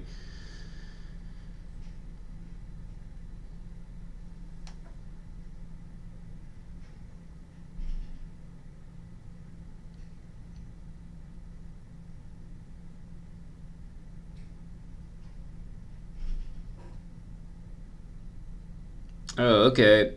So we were having a discussion about fonts, the units for fonts, so pixels versus EM, and Xana says the idea is if you ever want to change your font size, you just change it once and all EMs will adjust. I don't know, does anybody, do you say EMs or do you say Ms? I'm not really sure I've ever heard it pronounced, so I don't know, let me know.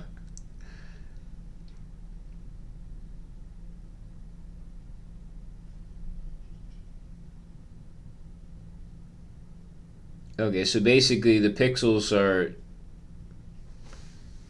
won't respond, so it's just much easier to scale your fonts up or down. Okay.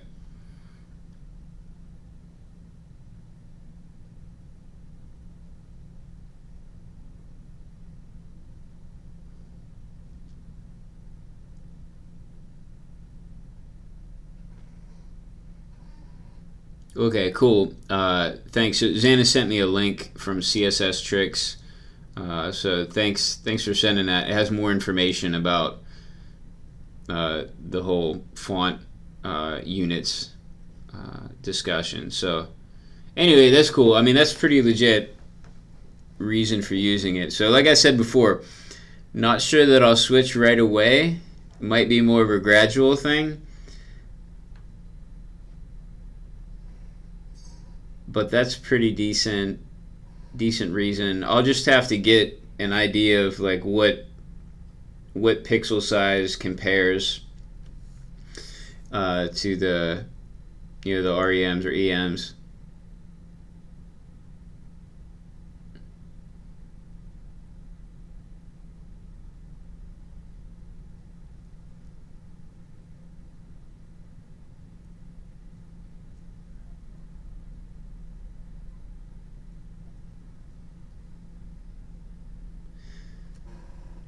Okay, Umberto says, at least from what I understand, and the REM unit is the compounded scale of the font. So if you have REM styles nested, it will keep scaling to the most recently scaled size.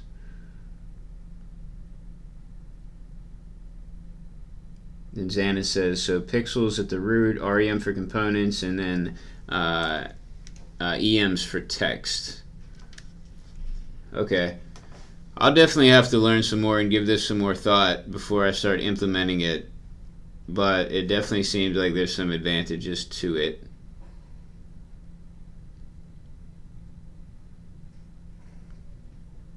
Okay, Umberto says the DevTips YouTube channel has a good explanation. So actually, yeah, I'll have to watch that. I really like the DevTips channel. So if anyone wants some a good resource for learning like CSS and some more design related stuff, check out the DevTips channel. The guy who does that, he doesn't do many videos anymore. He got a job at Google and is just really busy. So I haven't seen very many videos from him lately, but his old videos are still really good and pretty relevant. It's not like CSS changes that often, and a lot of what he does is mostly CSS. So I think they're still useful, and he's pretty entertaining too, easy to listen to. Travis, that's his name. I'm pretty sure the guy from DevTips his name is Travis. Okay, Xana says there's this whole debate over the pixel. Okay, so maybe I've stepped in here into some turbulent waters here with this debate. So I'll have to. I definitely won't have time to study up on this right now because I got to get this site done. But that'll be on the list. I may have time to watch the DevTips video though, because I could do that while I'm doing other things. Multitask a bit. All right, we had another question about the code editor. Thank you, Xana, for answering the question again.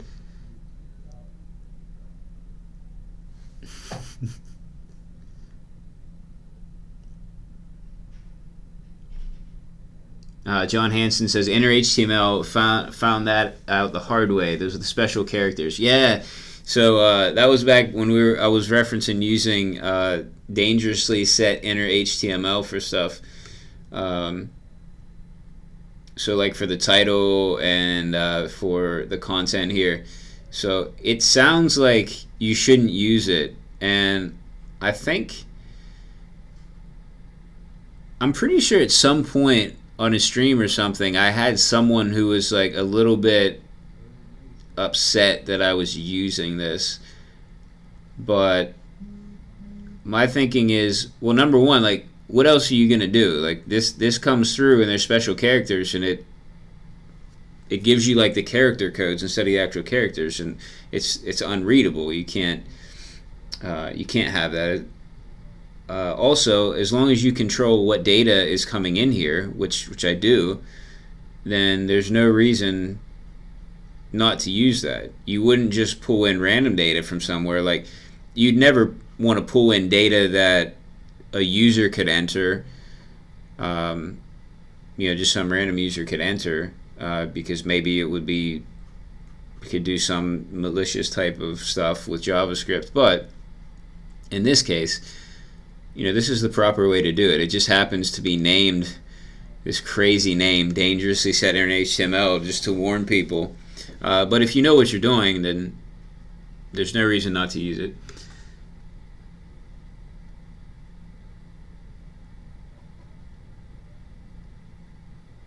Oh, Philip B. Don't worry about asking the question about the editor. It's like I totally don't mind when people ask about the editor. It's just kind of like a running joke here because everybody asks about the editor. So I've gotten so many questions about it that we started joking that we need to have like a chat bot, and its job would be just to say what the editor is, and like maybe what theme and plugins and stuff I'm using. So. But don't feel bad at all. I know I used to think the same when I was kind of beginning and starting out. That was what I wanted to know all the time. When I saw somebody's YouTube video, I was always too embarrassed and shy to ask in a YouTube comment. So I always was like searching through the comments, hoping that somebody else asked the question, and then I'd be able to find out what the editor is. So I totally understand the desire to know what's going on with other people's code editors. Okay, and then someone whose name starts with F and then there's a lot of numbers asks, anyone want to explain exactly what he's working on? So I'll try to give a really, really fast summary of what I've been doing, but I've been streaming for over 2 hours now, so it's going to be tough to sum it all up. But basically, I made a custom post type in WordPress with a custom field, and then I exposed that data via the WordPress API. I then pulled that data into a React website that was also using Next.js.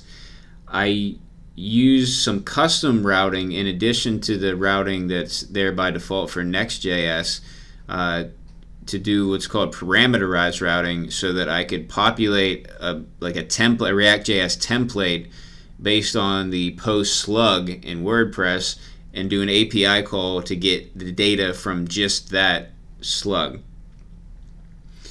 That way, it doesn't matter, how many pieces of data are in there. There will always be another page there. It will always have a nice looking URL based on the slug for that particular post. So that actually wasn't bad. I thought it would take me longer to explain it. So I'm not sure how much of sense that made for such a quick explanation, but that's basically what was done. Along the way, we talked about some other things too, but in terms of code, that's what we did.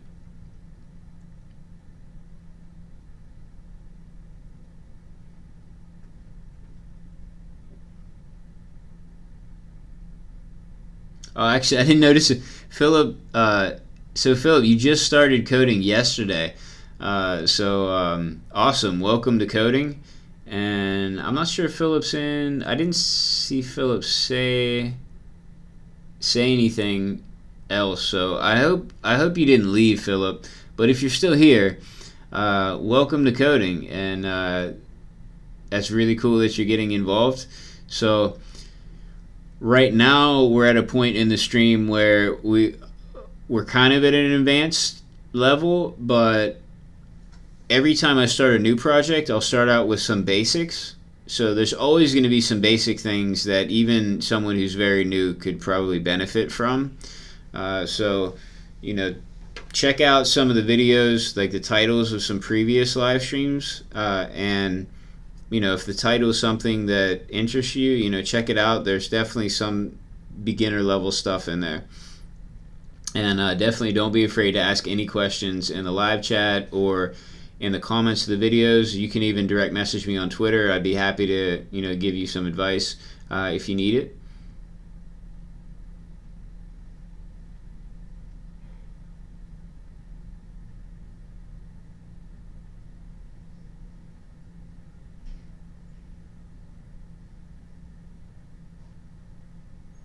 John Hansen said, "I like how we see Jesse struggle. That's how it's done." So I'm I'm glad you like seeing me struggle, because that's what a lot of the stream is, me struggling. It's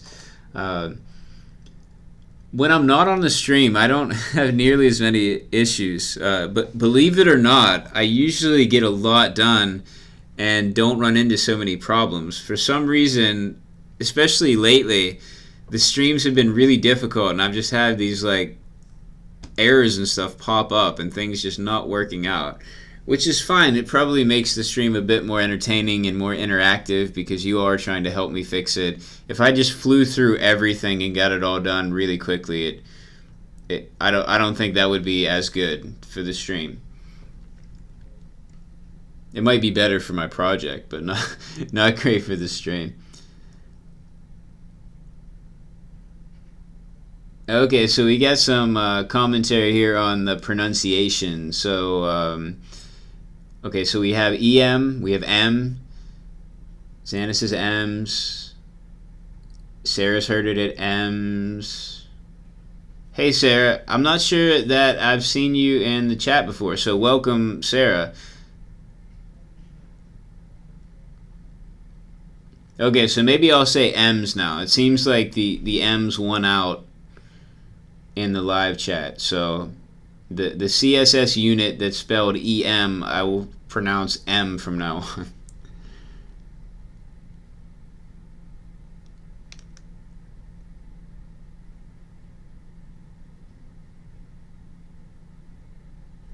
Oh, Evo asks about the format that the content comes through with a dangerously set inner HTML property. So if you have content coming in that has HTML tags and you don't want those HTML tags to be displayed, literally on the screen, then you use dangerously set inner HTML. Then the HTML gets evaluated like it should by the browser, so all your tags will work properly. So it'll be viewed as actual HTML content instead of just a string.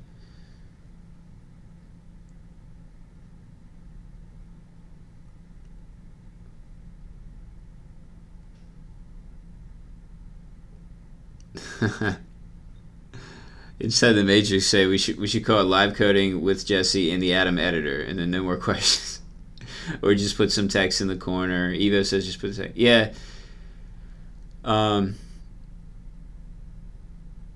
Yeah, I don't know. I don't mind the question. I think it's kind of fun. I don't think I want to put it anywhere that I'm using Atom editor. I think it would be more fun to just see how many times people ask the question. I'm not annoyed by it yet, so if I ever do get annoyed, maybe then I can have something on the screen. I already have something in the description for the video, so it's there somewhere. You just have to read the description.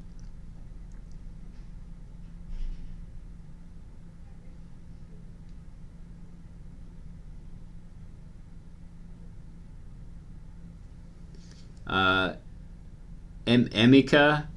So sorry if I'm pronouncing that wrong. It's EMEKA. So let me know if I'm pronouncing it wrong. So Emika says hello. Hey. I'm not sure if I've seen you in the chat before, so welcome if this is your first time chatting.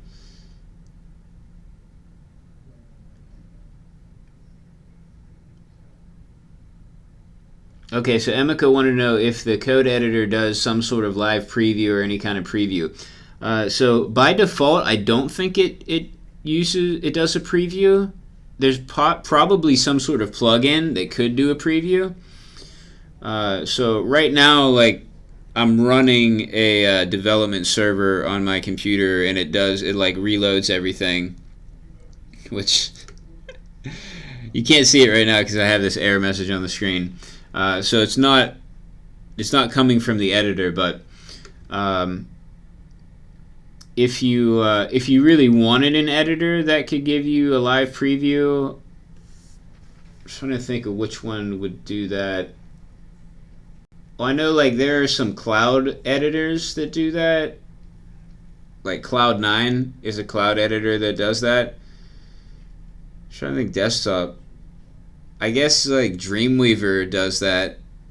I don't know that I would recommend using Dreamweaver, but there's a lot of plugins. I'm using Atom, and there's a lot of plugins for it, so I may be able to do that.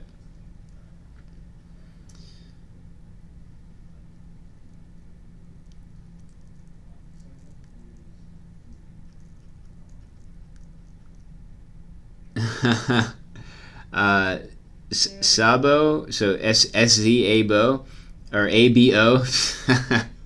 So SZABO. I'm not sure how to pronounce that, but I'm gonna say Sabo for now.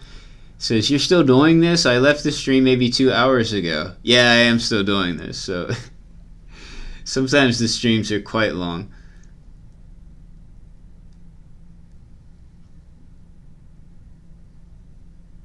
Sarah says, I'm surprised you just don't post the editor and plugins used to make the video about it in the info. I do. I have the editor. I'm pretty sure I have a link to the editor in the info.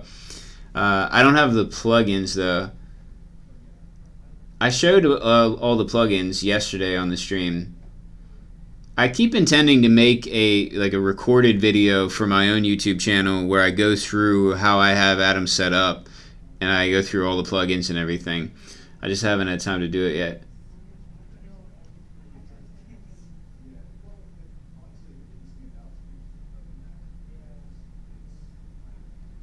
Okay, so the person with lots of numbers in their name in the live chat asks, "Can you summarize this project for me?" Yeah, I'll try to do a quick summary. It's a React website that's built using Next.js, which is kind of like a scaffolding tool for React. It comes built in with routing and server-side rendering. So it's a React site that's pulling data from a WordPress site. The WordPress site has no publicly visible face to it. It's just being used as a content management system so that users who have no coding skills can put in the data easily, and then that data comes into the React site. It's displayed, it looks nice, it runs quickly. That's pretty much it. I mean, there's not really, it's pretty straightforward. There's some other stuff involved, like we're doing load balancing between two different node servers. The WordPress installation is on a separate server, so there's some extra stuff that's going on that may be a bit beyond like just a basic project, but that's pretty much it.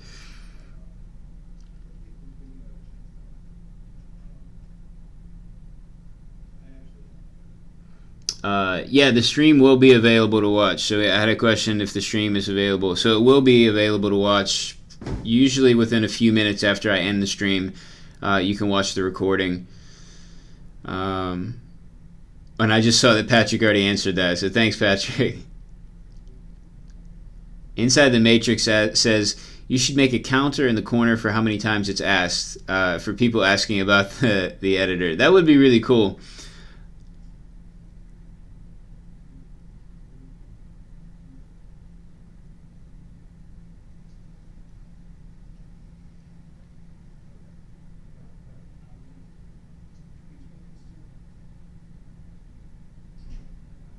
Oh, okay. So Emika's question about editors that have a built-in preview thing. So Sabo says Brackets has a built-in preview that works with Chrome, so a built-in plugin. And Sarah says Atom has a plugin as well. So awesome. Thanks for that information. That's definitely a better answer for Emika than I had. Oh, and John Hansen says that Atom does have a built-in development preview, so that's cool. I didn't realize that. The Atom theme I'm using is called the SETI theme. It's SETI, the SETI theme. Inside the Matrix says, I use the Live Server plugin in Atom and Visual Studio Code to see live preview. Okay, so that's, I guess you can check out that plugin. So that's pretty much all for the live chat. Really, I think I did a good job of keeping up with everything. So Normally I go back through the live chat and answer questions, but since I kind of stopped at several points and answered questions, I don't think I need to go back. If I did miss your question, I'm sorry about that. You can put it in the comments for this video and I'll answer it later on, or you can just direct message me on Twitter. The link to my Twitter is in the description for the video. So I think I'm going to end because the stream has been going on for almost 2.5 hours now. So it's going to be a very long stream, and I'll figure out what's going on with this, and I'll let you all know tomorrow what the problem ended up being. And I think that's it. So if anybody has... Actually, I got something else in the live chat. Let's see. Inside the Matrix says, sorry I couldn't help with the error. I'm not learned in React or Next yet. Oh, don't worry about it. Yeah, I'm like, I'll figure it out. And you all help me so much. Don't ever worry about not being able to help with a problem, because I've gotten so much help and so much great information from you all in the live chat, and so much encouragement too. You all have been great. Actually, I mentioned at the beginning of the stream that I had submitted proposals for a talk to a bunch of conferences last night, and you can, if you check out a tweet I had like last night, so it still should be up at the top on my Twitter, you can actually, there's a link to see what the presentation is, but just to save you the trip, the title of the talk, I'm pretty sure I titled it something like How Live Coding Changed My Life or something like that. So it's really cool, and basically it's all because of you. It's not actually the act of coding while talking. It's all of you. It's the interaction I've had with you all and how encouraging you've been and helpful you've been, and the community that's been built up. So that's really the amazing thing that I think is just really, it's really unique. You know, something I've never had before. I usually work alone. Hey, see you later, Xana. Xana has to go, so I'm saying she said goodbye in the live chat. I'll see you. Hopefully tomorrow you can make it for the stream. So anyway, I always kind of never really knew what I would talk about at a conference that I could talk about maybe better than other people. But I think this is something, because I've experienced this now in this community. So I finally have something that I think it's worth. You know, I could do a good job and really tell people something that could be valuable.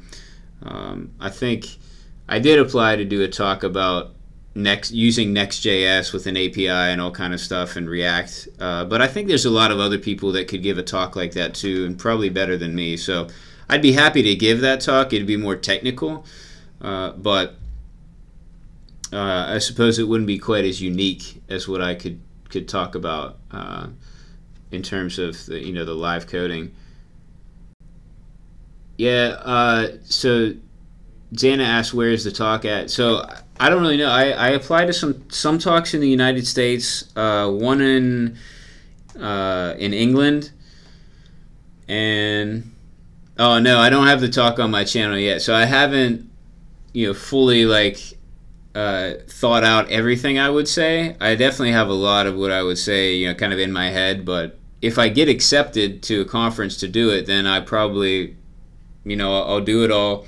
I was thinking I might even do like a practice as a live stream, just kind of practice the talk and get feedback before I actually have to give it at a conference. So maybe I'll do that. So I don't know. I've never spoken at a tech conference before, and so we'll see. I might not get accepted at all, but I think I'll probably just keep applying, as I see things come up. Just keep applying to or submitting talk ideas, and maybe I'll get one. And maybe it would be cool. I actually think it would be really cool if I got to go somewhere that was like near where one of you lived, and then could have like a meetup or something of like FreeCodeCamp people or something. That would be kind of fun. But I don't know. We'll see. I think there's a conference in Argentina that I'm going to apply to as well, but they want you to do like a 3-minute video telling why you should be there. So I need to make the video first. Trying to think where else I applied. Some places in Florida in the United States. I think a conference in New York, Tennessee, Washington, D.C. So kind of like all different places. But anyway, I don't want to just kind of go on and on with talking. So I'm going to wrap this up. If anybody has any advice for me in terms of trying to get accepted into conferences, that would be really awesome. Even if you just want to check out that link on Twitter to what I said to try to get in the conference. I mean, if you have any advice, for just kind of the way I presented my idea about how I could do it better, I'd really appreciate that. Because I don't know, I think it would be really cool to share that, like what's going on here with our little community with more people. I think it'd be really, really helpful if like more people did things like this. So anyway, guess that's it. That's all I got for today. I'll be back tomorrow, 2 p.m. Eastern time, and until then, have a great day. I'll see y'all tomorrow.